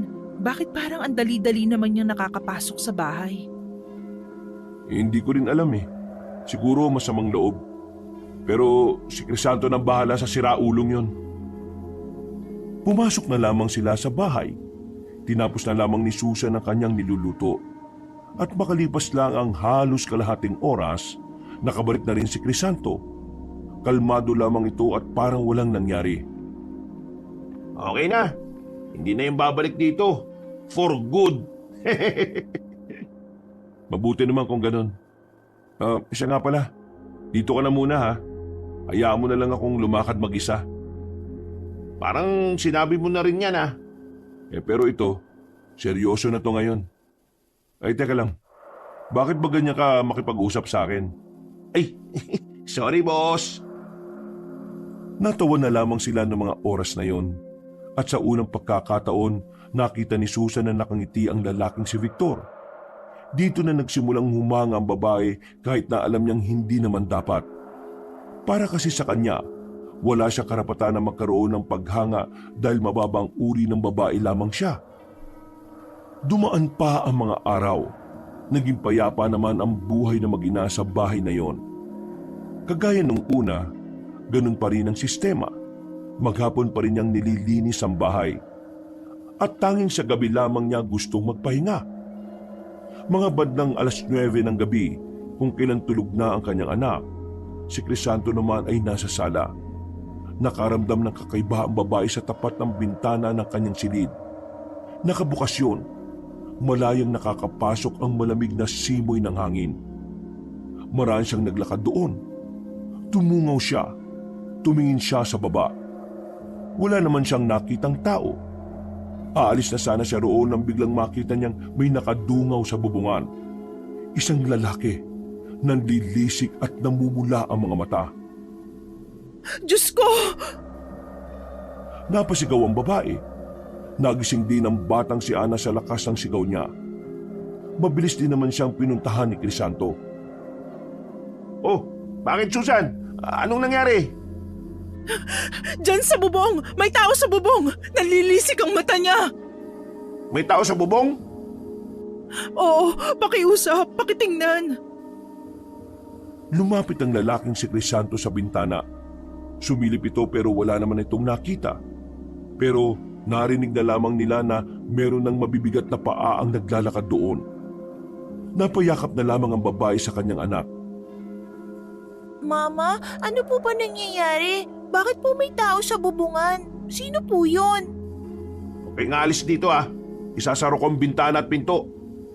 Bakit? Saan ka pupunta? Pupuntahan ko yung nasa itaas. Umalis si Crisanto. Habang sila mag-ina naman ay sumisiksik na lamang sa gilid. Kabadong kabado. Nagdarasal na sana mawala na ang naririnig nila. Mama, bakit po ganun yung tunog? Para pong galit na aso. Takpan mo na lang ang tenga mo, anak. Huwag mong pakinggan. Sa mga oras na yon, unti-unti nang nagkakaroon ng ideya ang babae kung ano ang nasa itaas. Aswang lang ang nasa isipan niya. Mama, ano po nangyayari? Diyos ko! Maya-may nakarinig sila ng kalabugan sa bubungan. Narinig nilang tila dalawa na ang aswang na nasa itaas. At parang naglalaban yon. Litong-lito na ang babae sa mga pagkakataong yon. Binuksan niya ang aparador at kinuha ang tinatago-tago niyang kutsilyo. Mama, bakit kami hawak niyan? Maghihiwa ka ba ng kamatis? Diyos ko, gagamitin ko to para protektahan ka. Huwag ka na munang maingay. Nawala ang kalabog sa itaas. Nanahimik bigla ang paligid at nakikiramdam lang ang mag-ina. Maya-maya pa, kumatok na si Crisanto. Pagbukas ni Susan ng pinto, duguan ng lalaki. Meron itong sugat sa braso. Pero parang hindi man lang nito nararamdaman. Diyos ko, ano ba nangyayari? Ano ba yung kinalaban mo sa taas? Huwag ka na magtanong. Ang malaga, wala na siya. Anong wag magtanong? Sabihin mo sa akin ang totoo. Ano nakita mo sa taas? Bakit parang halimaw ang naririnig namin? Hindi yun nalimaw. Magnanakaw lang yun. Ang ganda mo kasi. Kaya ang daming manyakis na nagpupunta rito. Hindi ako nakikipagbiruan, Crisanto. Nalalagay na ang buhay naming mag-ina sa peligro. Wala ako sa posisyon para magsalita. Ha? Bakit? Ako na ang magsasabi. Napalingon sila sa likuran nang biglang dumating ang lalaking si Victor. Kakarating lang nito. Lumapit ito kay Susan. Bago ko sagutin yung mga katanungan mo, hayaan mo munang sabihin ko sa iyo ang dahilan kung bakit kita tinulungan at bakit kita dinala rito. Boss, sigurado ka na ba na sasabihin mo? Tingin ko, kailangan niya ng malaman ng totoo. Anong totoo ang sinasabi niyo? Matagal na kitang kilala, Susan. Hindi ko alam kung naalala mo pa yung batang nagligtas sa iyo dati nung elementary pa lang tayo. Ako yun. Yung munti ka na ako mahulog sa bangin? Oo, ako yun. Mula na mangyari yun, sinabi ko sa sarili ko na hahanapin kita ulit. At sa baryo nyo, dun kita nakita. Sa pagkakataon na kailangan mong itakbo si Ana sa ospital, yun ang unang pagkikita natin matapos ng maraming taon. Sa puntong yun pa lang, alam ko na kagad na totoo ang nararamdaman ko. Bata pa lang tayo, gusto na talaga kita. Ano? Ako? Gusto mo? Itong kagaya ko? Oo, gusto kita. Sir, kulang ka lang yata sa tulog eh. Paano mo ako magugustuhan kung... Hindi ako tumitingin sa estado ng isang tao, sa kaluluwa mo bilang tao. Po? Ang sinasabi ni boss, nagustuhan ka niya di dahil sa kung ano ang katayuan mo sa buhay, kundi dahil sa kung ano man ikaw. Pero hindi kita pipilitin na suklian ang pagtingin ko. Ang dahilan kaya kita dinala rito dahil gusto kong mailayo kayo sa pangahamak ng ibang tao. Lalong-lalo na si Don Facundo at ang anak niyang si Dante. Pero alam ko magagalit ka kapag nalaman mong dinala kita rito, kahit na alam kong pwede kayong malagay sa peligro. Naging makasarili ako. Gusto ko kasing kasama na kita pero hindi ko naisip ang kaligtasan na... Diretsuhin mo na kasi ako. Ano ba talaga nangyayari? Crisanto, dalhin mo na muna si Ana sa kabilang kwarto. Oh, halika na muna, Ana. Hindi tayo pwedeng sumali sa usapan ng mga matatanda. Matanda ka na rin po, di ba? Huwag ka na nga magtanong, tara na. Huminga ng malalim si Victor. Nilakasan na lamang nito ang loob niya. Aswang ako. Ano? Aswang ako, Susan. Seryoso ka ba? Oo, aswang ako. Hindi ako nagbibiro. Teka, aswang ka? Totoo? Yung mga nakikita mo rito, yung mga weirdong tao na laging nagpupunta at nakatingin ng masama sa'yo, yung nasa taas ng bubungan, aswang sila lahat. At ang lugar na kinalalagyan mo, lugar ito ng mga aswang. Hindi na nakapagsalita pa ang babaeng si Susan. Naramdaman na lamang nito ang pagtindigan ng kanyang mga balahibo. Hindi siya makapaniwala sa mga sinabi ng lalaking kaharap niya. Kaya nila kayo gustong makuha ay dahil kayong dalawa lang ang tao rito. Lahat ng narito, aswang. Pati ang mga magulang mo, aswang? Oo, Pati si Crisanto at Mona Lisa na ikakasal sa'yo? Aswang din? oo, pareho silang aswang. Napaupo na lamang ang babaeng si Susan sa kama. Napahawak ito sa kanyang sentido. Susan, patawarin mo ako kung hindi ko kagad sinabi sa'yo. Natatakot kasi ako na baka kapag sa una palang nalaman mo ng aswang ako baka hindi ka... Ngayon, hindi ka ba natatakot sa magiging reaksyon ko? Wala na akong choice, Susan Kailangan mo na rin namang malaman. Kailangan ko nang malaman kasi mapapahamak na kami, ganun ba? Tapos kapag nalaman ng mga magulang mo na may gusto ka sa akin, mas lalo pang malalagay sa peligro ang buhay naming mag-ina, ganun ba? Patawarin mo ko kung naging makasarili ako. Pero huwag ka mag-alala. Hindi naman ako masamang aswang Kaming dalawa ni Crisanto, mabubuti kami. Oo nga, hindi ka nga masamang aswang. Pero mas maraming masasamang aswang na gusto kaming kainin ng anak ko. Nandito ako, poprotektahan kita. Ang galing mo rin Dinala mo ako rito para meron kang protektahan. Nilagay mo kami sa panganib para meron kang ililigtas. Para Para magmukha kang magaling? Magaling at mabuting aswang? Tatanggapin ko ang lahat ng sasabihin mo. Aalis na kami rito ng anak ko bago pa nila kami makuha. Delikado kung lalabas kayo. Mas delikado kung mananatili kami rito na ang mga kasama aswang. Nagmamadaling lumabas ng silid ang babaeng si Susan. Agad nitong kinuha ang kanyang anak.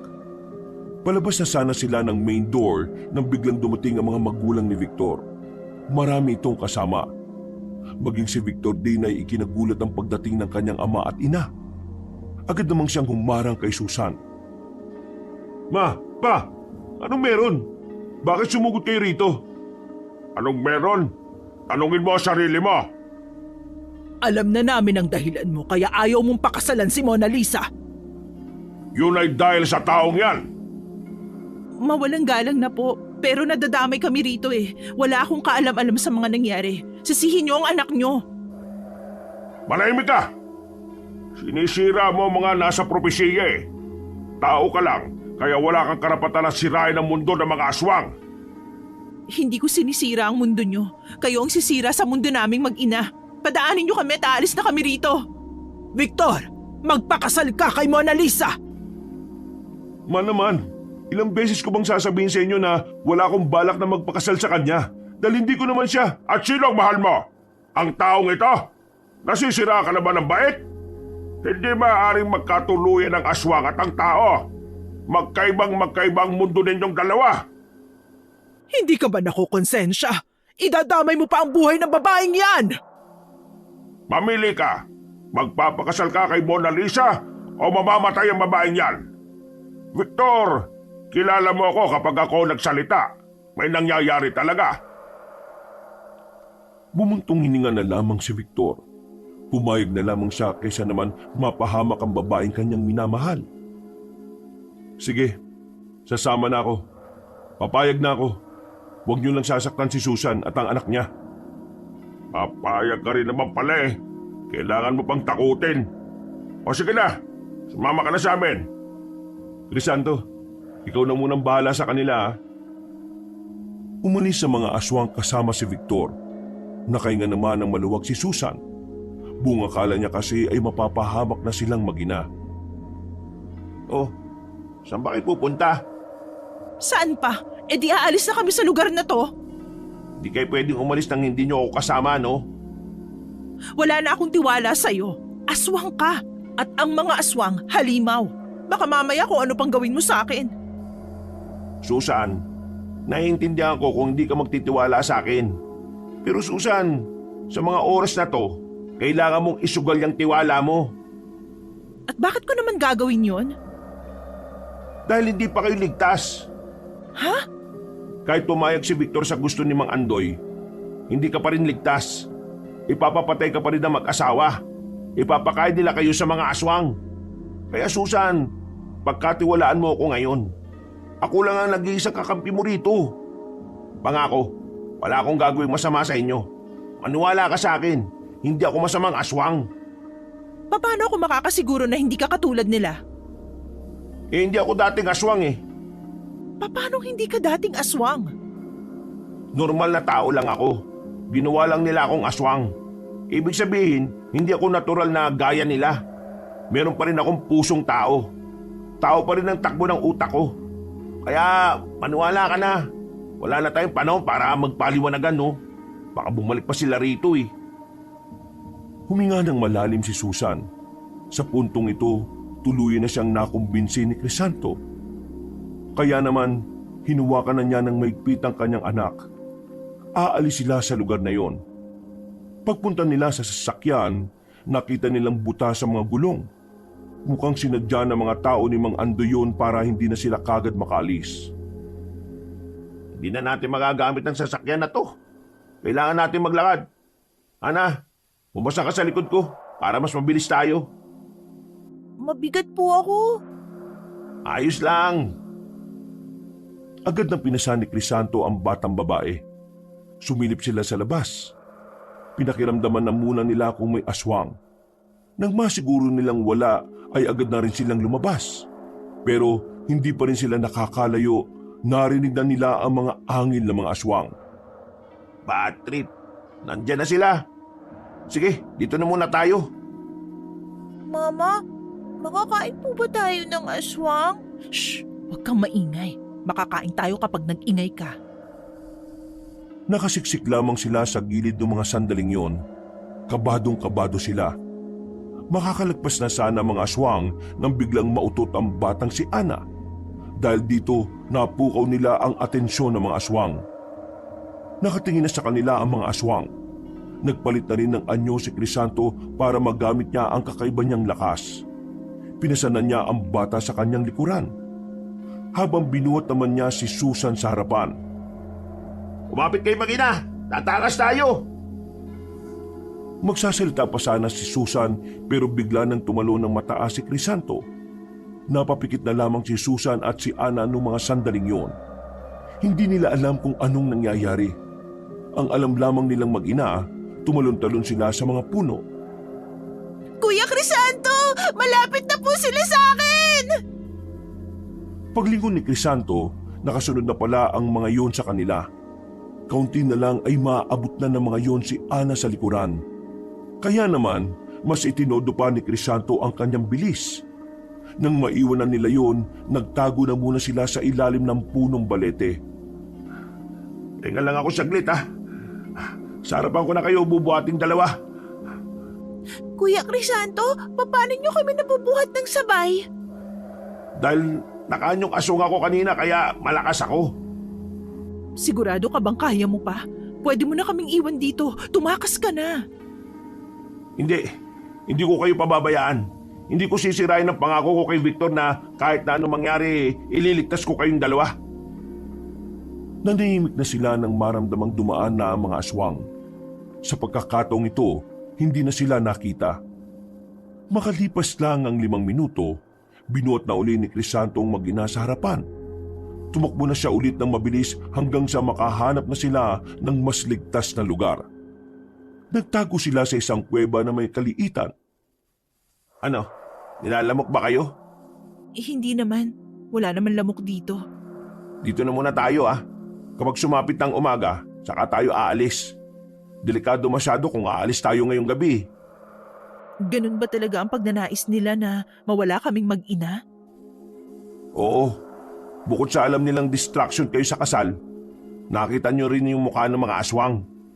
Lahat ng tao nakakakilala sa kanila, pinapatay nila. Susan, pasensya ka na sa ginawa ni Victor ah. Alam kong napakamakasarili niya. Dinala nila kayo sa lugar na maraming aswang. Pero maniwala ka, wala siyang balak na itira ka doon. Pinaplanuhan na namin kung saan kayo lilipat eh. Ang kaso nga lang, yung mga aswang na dumalaw ng mga nakaraang gabi, nagsumbong kay Mang Andoy at Aling Vilma. Kaya nalaman nila na gusto ka ni Victor. Pero mali pa rin yung ginawa niya eh. Makasarili yung ginawa niya. Ang akala kasi ni Victor, ganun ang pagmamahal. Akala niya, kapag magkasama kayo mas ligtas kayo. Hindi ba siya marunong magmahal? Hindi niya ba alam na ang pagiging makasarili hindi totoong pagmamahal? Kahit na kailan, hindi nakaranas ng pagmamahal si Victor. Kasangkapan lang ang tingin sa kanya ng mga magulang niya. Kasangkapan para sa sinasabi ng propesiya. Ang ikasal sa isang miyembro ng malakas na angkan ng mga aswang. Hindi malaman ni Susan kung makakaramdam ba siya ng awa o hindi. Naroon pa rin kasi ang galit niya kay Victor. Kung hindi kasi sila dinala roon ng lalaki, hindi naman magiging peligroso ang buhay nila. Dakong alauna, sinusubukan na ng mag-inang makatulog, pero sa hindi na namang inaasahang pagkakataon, meron na namang nararamdaman si Crisanto na aswang. Susan, kailangan nating lisanin ng lugar na ito. Bakit? May mga aswang na naman ba? Oo, mukhang sinusuyod na nila ang lahat ng gubat eh. Tulog pa ang batang si Ana ng buhati na ito ni Crisanto. Sa pagkakataong ito, kailangan na munang maglakad din ni Susan para maireserba ni Crisanto ang kanyang lakas. Marahan at maingat silang humahakbang para hindi sila makagawa ng kahit na anong ingay. Pero laking gulat na lamang nila nang may makasalubong silang isang aswang. Umangil ito ng malakas para maabisuhan ang mga kasama nito. Samantala, mabilis namang ipinasa ni Crisanto ang bata kay Susan. Nagpalit agad ito ng anyo. Kinalaban nito ang aswang na yon hanggang sa mapatay. Ang kaso nga lang, alam na ng ibang aswang na naroon sila. Kaya naman, dali-dali na silang tumakbo. Nang makarating na sila sa kalsada, saka naman namulikat ang paa ni Crisanto. Napilitan na itong ibaba ang mag-ina dahil madadapa lang sila. Crisanto, baka maabutan nila tayo. Mauna na kayo. Ako nang bahala. Hindi pwede. Yung pa ako namumulikat, naninigas. Ituwid mo. Aray, ang sakit. Hindi na nagsayang ng oras ang babaeng si Susan. Buong puwersa niyang pinigilan ng pagtiklop ng binti ni Crisanto. Nang medyo lumambot na yon, nakita nilang may sasakyan na paparating. Agad na humarang si Crisanto sa gitna. Tumigil din naman ang sasakyan. Hoy! Siraulo ka ba? Kung magpapakamatay ka, huwag mo ako idamay ha! Maangas na nilapitan ni Crisanto si Dante. Dinakma niya ito sa kwelyo at hinila palabas. Uy! Ano ginagawa mo? Karnaper ka ba? Pairam lang kami ng sasakyan. Susan, tara na. Ha? Susan? Paglapit ni Susan ay malakas na sampal ang inabot ni Dante. Agad-agad din namang sumakay ng sasakyan ng babae. Uy! Sandali! Sama! Nagawa pa makapasok ni Dante sa loob ng sasakyan. Katabi ito ni Crisanto sa front seat. Takang-taka naman ang binatang si Dante kung papaanong nagkakilala si Susan at Crisanto. Ikaw yung alalay ni Victor, di ba? At ikaw naman yung utusan na anak ni Don Facundo. At ang walang yang nanamantala kay Susan. Hindi na nakapagsalita pa si Dante. Tila nakaramdam ito ng hiya. Magsasalita pa sana si Susan pero naramdaman na lamang nilang nakasunod na ang mga aswang sa kanila. Ang iba ay lumilipad at ang iba naman ay tumatalon-talon sa mga puno. Ano ba? Ano yun? Bakit ang daming aswang? Bakit ang dami nila? Manahimik ka nga muna. Hindi ako makapag-focus sa iyo Ito na ba ang kamatayan ko? Bakit ba ako sinusundan ng mga aswang? Bakit? Sinabi ng manahimik Itiko mo nga yung bibig mo. Ikaw ang unang mamamatay sa ginawa mo Kapag hindi ka na nahimik, itutulak talaga kita sa labas. Takot na hindi na nagsalita si Dante. Para itong bata na nanginginig sa gilid. Kitang-kita nila ang pagkabalisa ng lalaki. Binilisan na lamang ni Crisanto ang kanyang pagmamaneho. Ilang sandali lang ay nalagpasan na rin nila ang mga aswang. Hindi na sumunod ang mga yon nang makarating na rin sila sa bayan. Ipinarada ni Crisanto ang sasakyan sa tapat ng kainan nang masigurong wala na ang mga humahabol sa kanila. O ngayon, sabihin niyo sa akin, since ginamit niyo naman ang sasakyan ko para tumakas, I deserve an explanation. I deserve an acceptable reason. Kapal na mukha mo. Bakit? Humingi ka ba ng tawad sa ginawa mo kay Susan? Mama, bakit po? Ano pong ginawa niya sa inyo? Crisanto, wag na muna nating pag-usapan yon. Ang mahalaga, nakaligtas tayong lahat sa panganib na dala ng aswang. Di mga aswang nga talaga yung nakita ko kanina. Oo nga, mga aswang sila. At ang mga aswang na yon, kumakain ng mga siraulong kagaya mo. Ha? Bakit? Bakit nila ako hinahabol? Nako, dami mong tanong. Susan, kumain na muna tayo. Hindi na makakarating dito yung mga aswang na yon dahil maraming tao dito. At ikaw naman Dante, maayos ka Hindi ka makakalis. Nasa akin ang susi. Tumungo na lamang sila sa kainan. Buti na lang ay bukas pa rin yon, kaya kahit na papaano, umalma ang kanilang kalooban. Natulala na lamang ang babaeng si Susan. Nawiwindang na ito sa lahat ng nangyayari. Hindi niya inakala na makakasama pa nila ang taong pinakakinasusuklaman niya.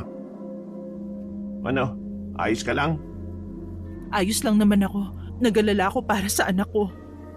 Huwag ka mag-alala. Hindi naman kita iiwan Sabihin niyo nga sa akin, magsyota ba kayong dalawa? Ikaw ba hindi ka talaga mananahimik? Nagtatanong lang ako Pati ba naman yung bawal? Oo, bawal. Manahimik ka dyan.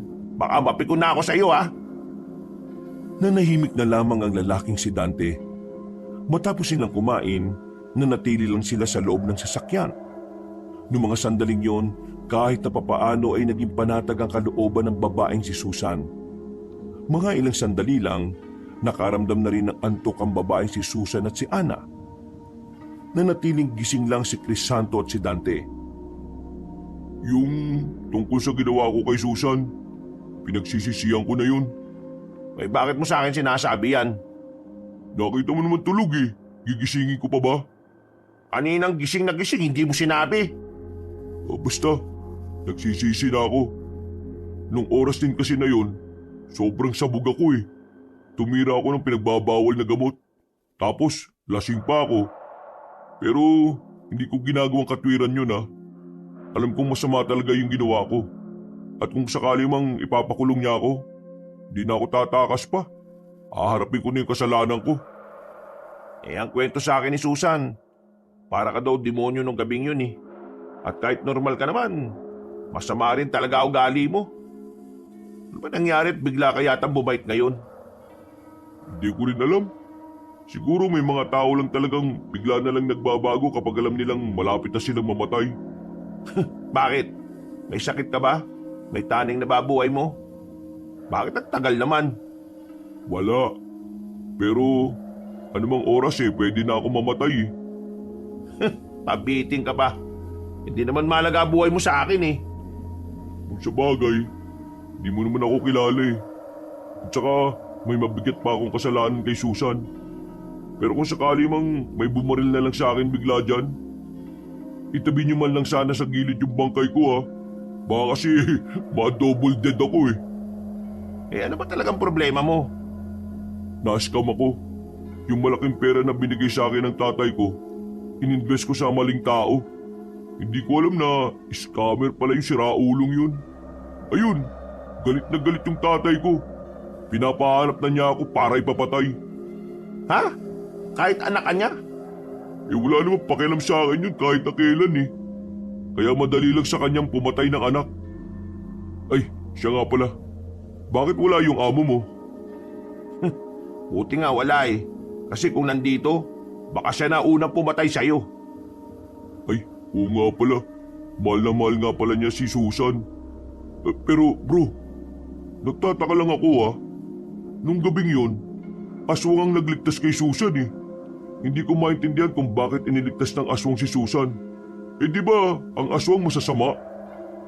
Hindi naman lahat ng aswang masasama, no? Paano mo naman nalaman? May kilala ka bang aswang? O aswang ka? Nagtatatanong mo, para kang tanga. Tsaka, huwag mo na ako kinakausap na parang close tayo ah. Di tayo close. Eh ikaw, bakit hindi mo ako binugbog nang malaman mong ako ang nanamantala kay Susan? Eh bad trip din ako eh. Pero hindi ko uunahan si Victor. Kapag nakita ka niya at binugbog ka niya, eh saka na rin ako makikibugbog. Akala ko kasi mabait ka eh. Ay naku, matutulog na nga ako. Oh, huwag kang pumasok dyan oh. Ay bakit? Sasakyan ko to ah. Baka mamaya may gawin ka na naman masama sa mag-ina eh. Dito ka na lang sa labas matulog. Kunin mo yung karton dun. Ha? Bakit? Huwag ka nang umangal. Kung ayaw mong malintikan ka sa akin. Kakamot-kamot na lamang sa ulo ang lalaking si Dante. Kinuha na lamang niya ang kariton sa kainan at saka inilatag sa gilid ng sasakyan.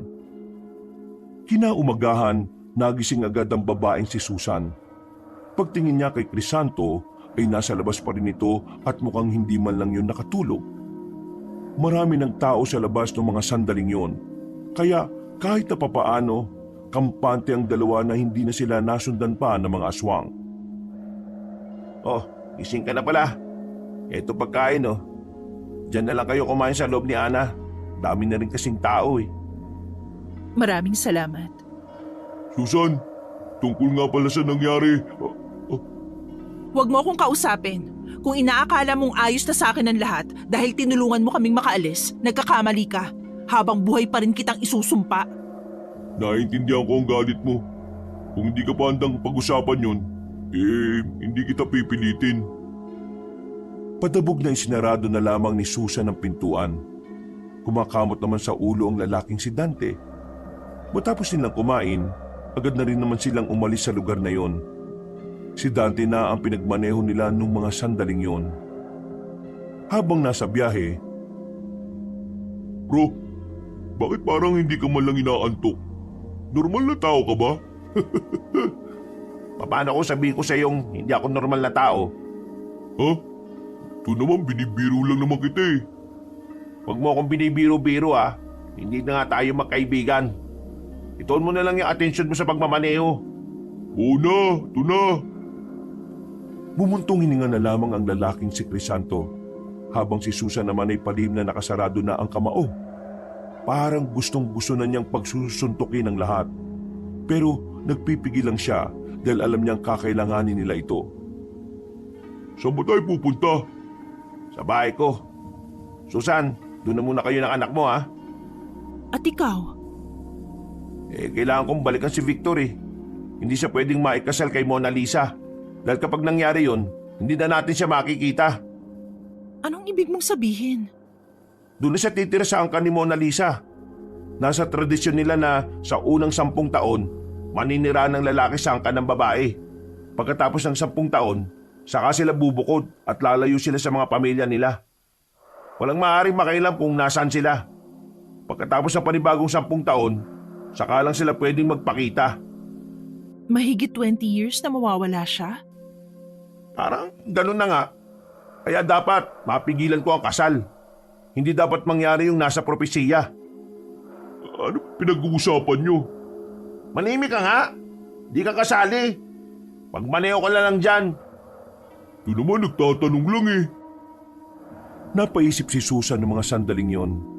Kahit na naiinis pa rin siya sa lalaking si Victor, hindi niya pa rin maikakaila na nag-aalala pa rin siya doon. May parte sa puso niya na gusto niya itong mailigtas mula sa kapalaran na hindi niya ginusto. Dakong 12:00 ng tanghali, narating na rin nila ang bahay ni Crisanto. Nagtataka si Dante dahil sobrang liblib na ang kinaroroonan ng bahay. Malaki ang bahay, pangmayaman. Hindi ito akma para sa isang binatang ang trabaho ay alalay ni Victor. Bahay mo to? Oh, bakit? Nakakabigla ba? Paano ka nakapagpagawa ng ganito kalaking bahay? Bakit? Akala mo ba maliit ang sahod ko sa pagiging alalay ko kay Victor? Ayos pala tong bahay mo ah. Nasa pinakaliblib. Parang ganito yung mga bahay na napupuntahan ng mga bida sa pelikula eh. Tapos bigla na lang may lilitaw na halimaw. Itigil mo na nga yung pinag-iisip mo. Crisanto, pwede bang sa kwarto na muna kami ni Ana? Mukhang inaantok pa rin kasi ang batang to. Oo naman no. Lumabas na lang kayo kapag nagutom na kayo. May mga naiuwi naman tayong pagkain dyan eh. Ay, mamaya nga pala. Mga gabi kami aalis ha. Kasama ako? Oo. Alam nga namang maiwan ka dito. Baka mamaya may gawin ka na namang katarantaduan eh. Pumasok na lamang ang babae at ang bata sa silid. Agad namang nakatulog si Ana. Si Susan naman ay nakaigalang at nakatingin sa kisame ng bahay. Hindi na mawala-wala sa isipan niya si Victor.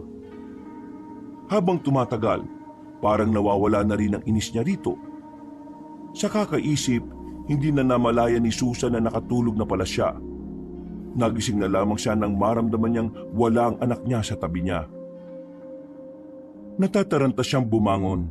Pagbukas niya ng pintuan, nasipat niya sa sala na kasama ng babae ang 2 lalaki. Napahawak siya sa kanyang dibdib ng dahil sa kaba. Lumapit na lamang siya sa mga yon at kumain na rin kinalaunan. Pagsapit ng gabi, naganda na ang 2 lalaki sa kanilang pag-alis. Ang tanging dala lang nilang sandata ay itak. Bagay na ipinagtataka naman ng lalaking si Dante. Kung pupuntahan lang pala natin si Victor, bakit kailangan pa natin magdala ng itak? May mga kaaway ba kayo? Huwag ka na magtanong no. Kung talagang nagsisisi ka sa ginawa mo kay Susan, tutulong ka na lang. Una, paulit-ulit. Susan, isinara ko na yung lahat ng bintana ha. Pag alis namin, doblin mo rin yung kandado ng pinto na to. Babalik kami kagad kapag kasama na namin si Victor. Mag-iingat ka, Crisanto. Wala kang dapat ipag-alala ha. Sanay ako sa mga ganitong sitwasyon. Tinampik ni Crisanto sa balikat ang babae at saka lumabas na rin ang 2. Pero nagtaka si Susan kung bakit bumalik ng patras si Crisanto at Dante. Nanlalaki ang mga mata ni Susan na makita ang ama ni Victor kasamang iba pang mga aswang. Akala mo ba hindi ko alam na tinulungan mo makatakas ang babaeng ito? Paano mo naman nalaman ang lugar na to? Crisanto naman, anong akala mo sa akin, taga? Lahat ng tao na nakadikit sa pamilya ko, inaalam ko ang tirahan. Matagal ko nang alam ang lugar na ito, lalo na't ikaw ang kanang kamay ng anak ko. Alam kong balang araw, mas kakampihan mo siya. Mang Andoy, bakit hindi na lang natin pabayaan si Susan at ang anak niya? Pumayag naman na si Victor na magpakasal kay Mona Lisa. Alam mo naman ang batas sa mga kagaya natin, hindi ba? Sa oras na malaman ng isang tao ang pagkakakilanlan ng mga tumatayong pinuno, papatay ng taong yon. Teka, sandali lang. Ano ba nangyayari dito? At sino ka naman? Ako ang dapat magtanong yan. Bigla-bigla na lang kayong dumarating eh. Sino ka ba? Mukhang hindi mo yata alam kung anong gulo ang ipinasok mo, iha. Gulo? Yung sinasabi ni Crisanto? Yung anak niyo ikakasal sa hindi niya gusto? Tinatanong mo kung sino ako? Sige, magpapakilala ako sa'yo. Lumapit ang matandang lalaki kay Dante. Halos sidikitan nito ang mukha sa mukha ng binata. Hinawakan ni Mang Andoy ang balikat ni Dante ng mahigpit. Ngumiti ang matandang aswang ng malapad. Ang kaharap mo ngayon ay walang iba kundi ang pinuno ng mga aswang sa aming angkan. Agad na inalis ni Dante ang kamay ni Mang Andoy sa balikat nito. Nagawa pa talaga nitong tumawa. Bagay na nagdulot naman ng pagkainsulto kay Mang Andoy. Ikaw? Pinuno ng aswang? Ang tanda mo na eh. Baka nga nirarayuma ka na eh. Bigla na lamang dinakma ni Mang Andoy sa leeg si Dante. Itinaas yun sa ere. Nakita ni Dante ang pagbabago ng anyo ng matanda.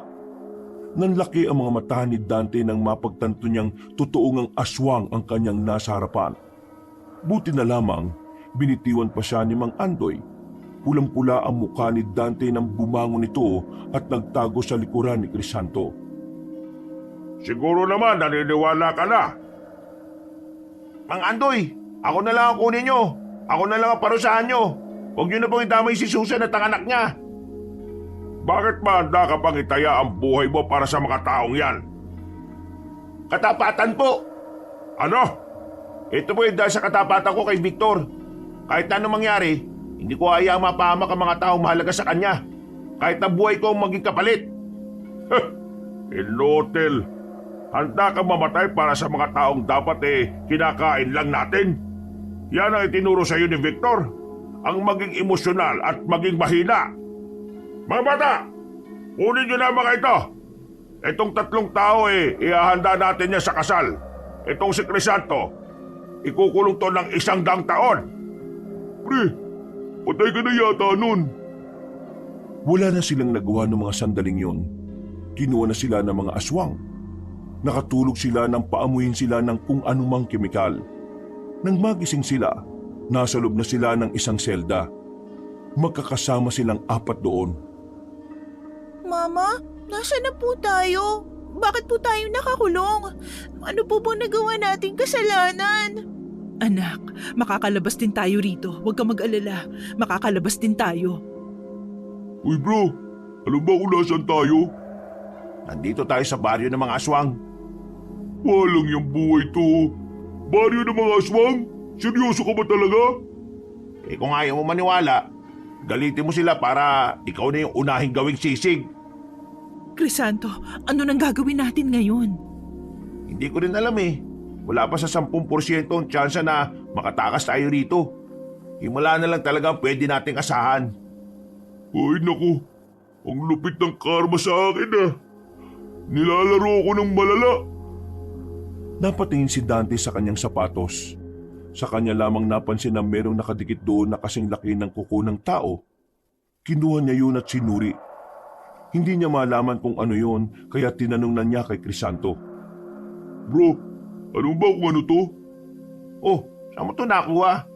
Dito sa sapatos ko, bakit? Tracking device to eh. Tracking device?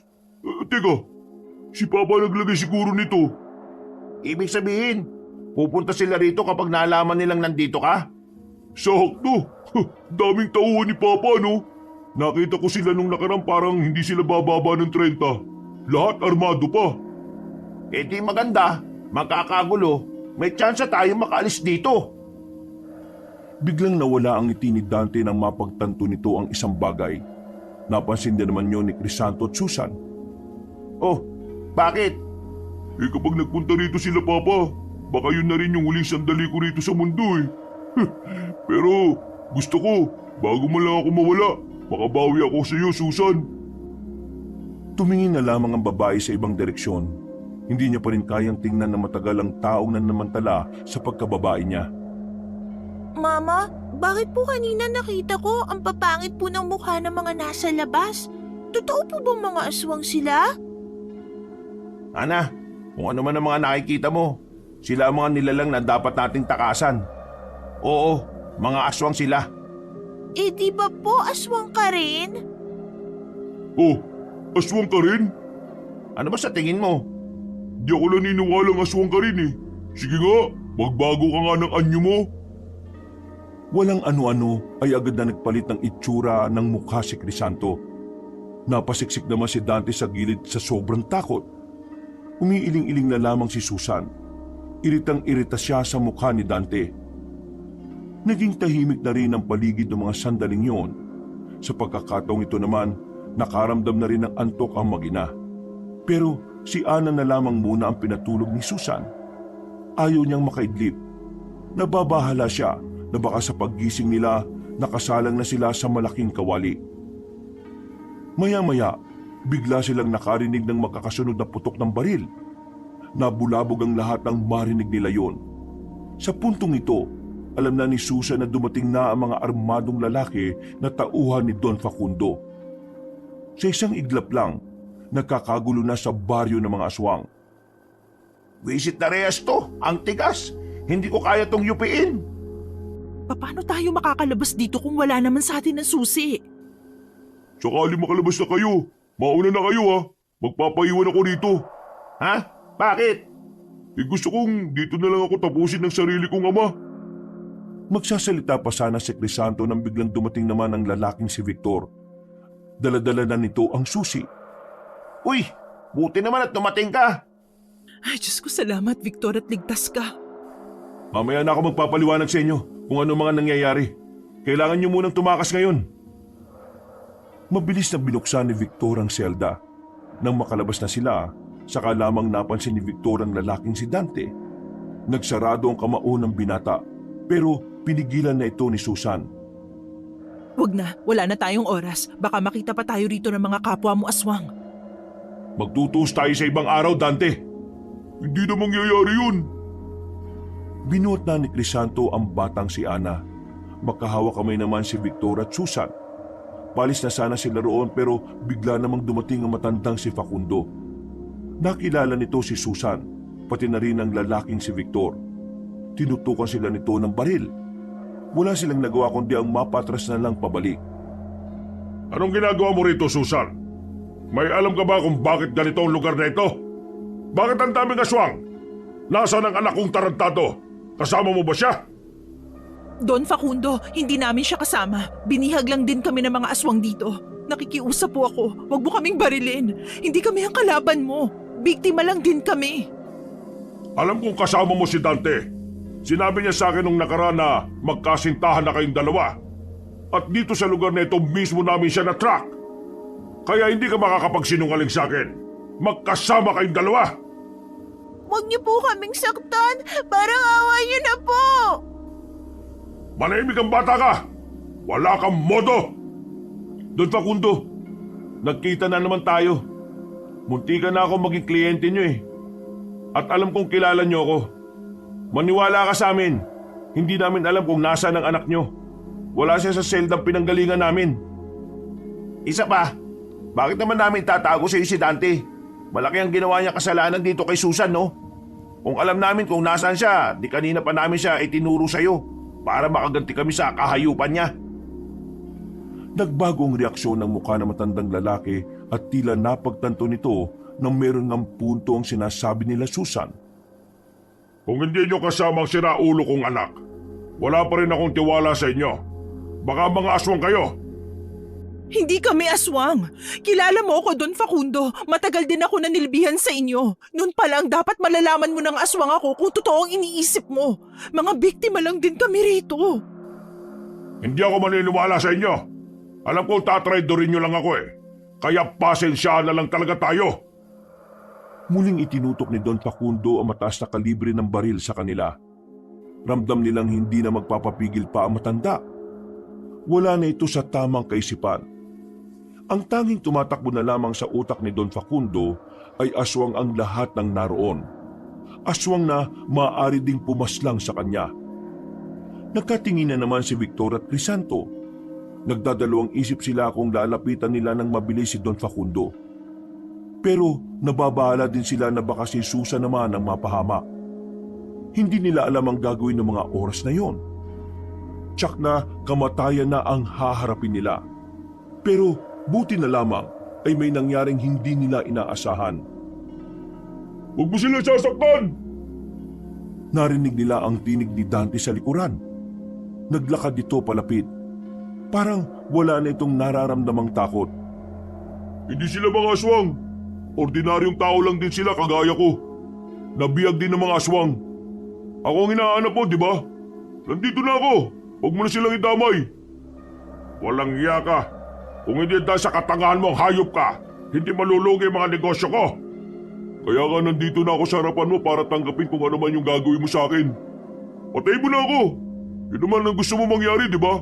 Ang patay ng mga taong wala nang pakinabang sa'yo. Abat, papatayin talaga kita ngayon! Nang itinutok ni Don Facundo ang baril sa binata, lumapit agad si Dante para makipag-agawan ng baril. Isa kayo! Sige na! Umalis na kayo!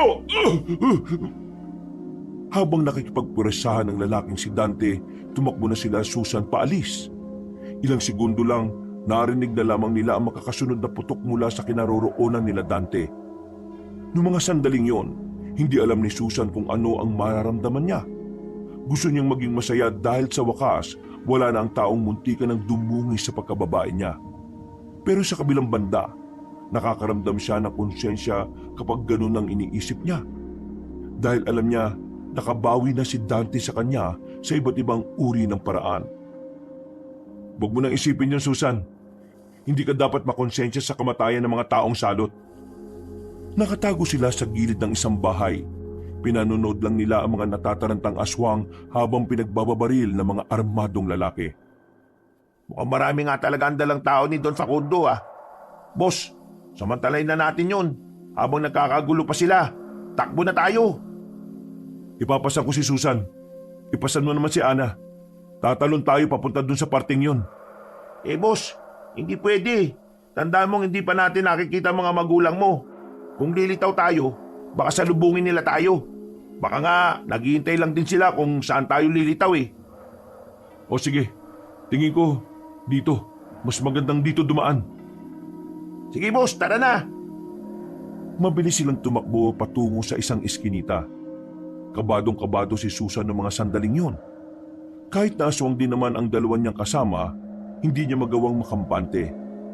Sa dami kasi ng kanilang pwedeng makasalubong, batid ni Susan na mahihirapan si Victor at Crisanto. Kung dito tayo dadaan, mas madali tayo makakaalis. Pero base sa karanasan ko, tuwing dadaan ako dyan, palaging dyan nakatambay yung mga tao ng papa mo, boss eh. Ngayon, hindi malabong marami din dyan. Kung dito naman tayo sa kabila, walang gaano. Kakayanin nating labanan ng makakasalubog natin dahil kakaunti lang. Pero ang inaalala ko, baka makatagpo naman natin dito eh, mga magulang mo. O sige, dito na tayo. Akong bahala na sa mga magulang ko. Nagpalit ng anyo bilang aswang ang dalawang lalaki para mas mabilis ang kanilang takbo. Pero hindi pa nga sila nakakalayo, nakatotoo nga ang kanilang inaasahan. Humarang sa kanilang daraanan na matandang si Andoy at Vilma. Kasama nito ang ilang bata-bata nitong mga aswang. At ano sa tingin mo ang ginagawa mo, Victor, ha? Nilalabag mo ang nakasaad sa propesiya. Nagkakasala ka para lamang sa babaeng mortal! Hindi na ako parte ng propesiya na sinasabi nyo. dahil hindi ko na kinikilala ang sistema ng mga aswang. Dahil magmula ngayon, sisikapin kong mamuhay ng gaya ng sa isang tao. Naiba ka na ba, Victor? Isang malaking katangahan ang iniisip mo. Hindi ka magkakaroon ng anak sa mortal. Tanging sa babaeng aswang ka lang maaaring makabuntis. Anong sa tingin mo? Magiging masaya ka sa babaeng yan? Hindi lang pag-aanak ang kahulugan ng pagmamahal pa. Maraming paraan. At handa kong yakapin ang mga paraan na yon para lang maiparamdam ko sa kanya ang tunay na nararamdaman ko. Baliw ka na! Magagalit ang Panginoon natin sa ginagawa mo. Baka isumpa niya ang buong angkan natin! Wala akong pakialam. Dahil ang nasa isip ko lang ngayon, makatakas sa bulok na pamumuhay natin. Pa, ma, sawang-sawa na ako maging aswang. Hindi ko na kayang nararanasan ko. Ayaw ko nang mabuhay bilang aswang habang may mga pinapatay kayong mga tao para lang makausad tayong lahat. Alam mo naman na ang mga taong pagkain natin. Wala namang pinagkaiba yun sa hayop naman ang kinakain nila. Pero hindi hayop ang mga tao. Victor! Hindi niyo ako mapapakinabangan. Kung gusto niyo akong pigilan, sige. Pero hindi ako sasama sa inyo ng buhay. Huwag mo akong sinusubukan, Victor. Tulad mo, kaya ko rin magkasala sa Panginoon para lang itama ang mga mali mong desisyon. Sige na, magpakasal ka na kay Mona Lisa. Para naman ito sa ating lahat. Ano bang gusto mo? Patakasin ang babaeng yan. Sige, hindi na namin sila guguluhin. Basta magpakasal ka lang kay... Kahit na anong sabihin niyo, hindi na magbabago ang isip ko. Kung ganon, wala akong magagawa. Kailangan kong makasala upang hindi mo masira ang pangalan ng angkan natin. Mahal na Panginoon, patawad kung hindi na magyayari ang propesiya. Kailangan ko siyang burahin sa ngalan ng kapayapaan ng mga aswang. Isa siyang malaking banta para sa lahat. Maya-maya lang, pumwesto na ang bataan ni Mang Andoy. Pumorma na rin ang lalaking si Victor. Crisanto, ikaw na munang bahala sa kanila. Paano ka? Kayang-kaya ko na itong mga to. Victor! Huwag kang mag-alala. Magiging okay din ang lahat. Kuya Victor, galingan niyo po. Turuan mo po ng leksyon ng masasamang aswang. Hoy! Batang uhugin! Manahimik ka dyan! Boboses ka pa eh! Mga ilang sandali lang ay bigla na lamang umatake ang mga aswang kay Victor. Mabilis namang nakapagpalit ng anyo ang binata. Agad nitong kinalaban ng mga tauhan ng kanyang ama. At dahil may alam naman sa pakikipaglaban si Victor, makikita ang kalamangan niya. Nagagawa niya makatama at mapabagsak ang iba kahit na nag-iisa lamang siya. Nakalimutan niyo yatang ako ang numero 1 mabangis sa hanay ng mga binata. Isang malaking pagkakamali na itinapat niyo sa akin ng mga mahihinang nilalang na ito. Napatay agad ni Victor ang mga kalaban niya. Kaya naman wala nang magagawa matandang si Andoy kundi siya na mismo ang humarap sa sariling anak. Victor naman kasi, makinig ka na. Naku, mamamatay ka sa ama mo. Mas pipiliin ko pang mamatay na kaysa sumunod sa sistemang bulok. Magsisisi ka na hindi ka nakinig sa mga magulang mo. Magsisisi ka na mas pinili mo ang isang tao kaysa sa sarili mong angkan. Nagbago na ng anyo ang matandang aswang. Umatake ito kay Victor. Sa unang atake, naramdaman agad ng binata ang lakas ng kanyang ama. Samantala, habang pinapanood ni Susan ang mga nangyayari, hindi niya maiwasang hindi mag-alala. Kitang-kita nila kung papaanong nahihirapan si Victor na kalabanin ng kanyang ama. Isang malakas na suntok pa ang tinanggap ni Victor. Tumalsik siya sa harapan ng kanyang ina. Hindi pa nakontento ang matandang si Andoy, dumukot ito ng kutsilyo sa tagiliran. At habang hindi pa nakaka-recover si Victor, pinukol ni Mang Andoy ang kutsilyo sa direksyon ng binata. Mamamatay ka, suwail ka! Buong akala ng lahat ay katapusan na ni Victor, pero nagawang makailag ng binata. At dahil sa ginawa niyang yon, kay Aling Vilma tumama ang kutsilyo. Tinamaan ang matandang babae sa kaliwang dibdib. Dahilan para agad naman itong mamatay. Lalong nanggalaiti si Mang Andoy. Isinisisi nito kay Victor ang pagkamatay ng kanyang asawa. Kasalanan mo kung bakit namatay si Vilma! Ikaw ang pumatay sa kanya! Dahil ikaw ang pumukol ng kutsilyo na yon. Umilag lang ako. Mas lalong humaba ang mga kuko ni Mang Andoy. Hindi na ito nagsayang pa ng oras. Para itong mabangis na leon na lumusob kay Victor. Pinagkakakalmot ng matanda si Victor. Sugatan ang braso ng binata dahil yun ang naging pansalag nito. Parang nawala na sa sarili ang matandang lalaki. Umaatake na lamang ito ng umaatake nang hindi na nag-iisip. Nilalamon na ito ng matinding emosyon. Kasalanan mo ang latang ito! Kasalanan mo kung bakit nagkakagulong ang angkan natin! Huwag mong isisi sa akin ang kamalasan ng angkan natin. Dahil ang lahat ng kamalasan natin ay nag-ugat sa mga mali niyong paniniwala. Huwag ka na magdahilan pa! Buisit ka! Wala kang utang na loob! Nagmamadaling makalapit si Mang Andoy kay Victor. Kinalmot nito ang binata pero nagawa nitong makailag. Nang makakuha ng tamang pagkakataon, agad nitong kinalmot si Mang Andoy sa tagiliran. Dahilan para mapatras ito. Tumagas ang maraming dugo mula sa matanda. Magbabayarin kita sa mga ginawa mo! Papatay kita! Papatay kita! Sa muling paglusob ni Mang Andoy, nakakita na ng tamang pagkakataon si Victor. Hinintay na muna niyang mapadikit siya sa kanyang ama. Sa kanya itinarak ang nadampot niyang kutsilyo. Tinamaan si Mang Andoy sa tagiliran. Parang mawawala na ito ng balanse nang hugutin niya ang kutsilyo. Paano mo ito nagawa sa mga magulang mo, Victor? Wala kang kwentang anak! Wala rin kayong kwenta mga magulang. Puro karasan lang ang gusto niyong gawin sa mga tao. Dahil ang mga tao, nabubuhay lang para mas maging mababa sa atin. Nagkakamali ka kung iisipin mong ituturing ka nilang kagaya nila. Dahil kahit na lubuha ka ng dugo, hindi ka makakapamuhay ng gaya ng isang normal na tao. Papatunayan ko sa iyo na posibleng mamuhay ng normal. Papatunayan ko sa iyong mali kayo at tama ako. Sana nga mali kami at tama ka.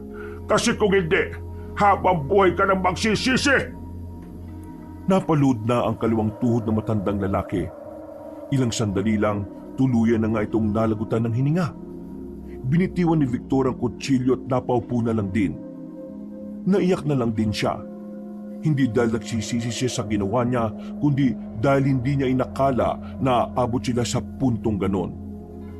Natapos ang labanan sa pagitan ng mga aswang at ng mga armadong lalaki. Walang natira. Lahat ay namatay.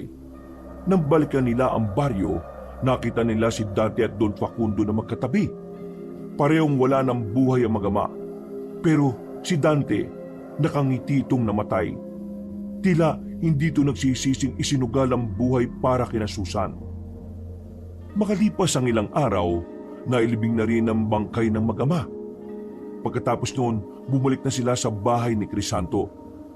Pansamantala na muna silang nanirahan doon habang sinisiguro pa nila na wala na ng mga masasamang aswang.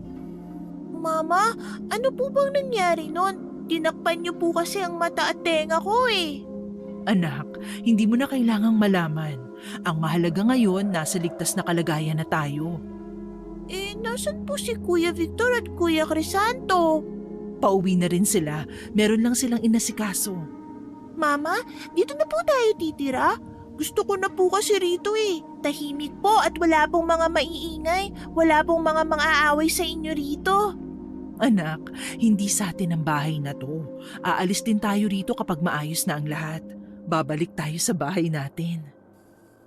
Bakit naman kayo aalis dito? Pwede naman kayo rito kahit kailan nyo gusto eh.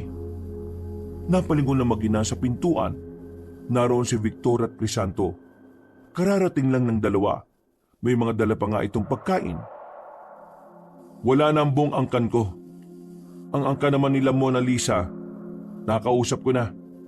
Pumayag sila na hindi na ituloy ang kasal. Hindi naman kasi parte ng tradisyon nila na maniwala sa propesiya namin. Susan, tapos na ang gulo. Tapos na ang kasamaan ng angkan ko. Patawad kasi nadamay kayo. Nagulo ang tahimik niyong buhay. Kalimutan na natin yan. Ang gusto ko, magsimula ng panibagong buhay. Bagong kabanata na kasama kayo. Ang mahalaga, makakapamuhay na tayo ng mapayapa. Kuya Victor, maraming salamat po sa inyo. Kuya Crisanto, maraming salamat din po sa inyo. Idol ko po kayong dalawa. Sobrang gagaling niyo po. Sus, nambola pa talaga tong batang to. Natawa na lamang sila sa sinabi ng batang si Ana. Magmula noon, masaya na silang namuhay na magkakasama. Wala na silang pakialam kung makakaiba sila ng uri dahil ang mahalaga naman kay Susan ay ang kabutihan sa puso. Makalipas lang ang ilang buwan, naging magkasintahan na nga si Susan at Victor. Hindi man sila magkaanak, magiging masaya pa rin ang dalawa dahil magkasama nilang haharapin ang lahat ng hamon ng buhay. Itutuon na lamang nila ang kanilang atensyon at pagmamahal kay Ana. Wakas,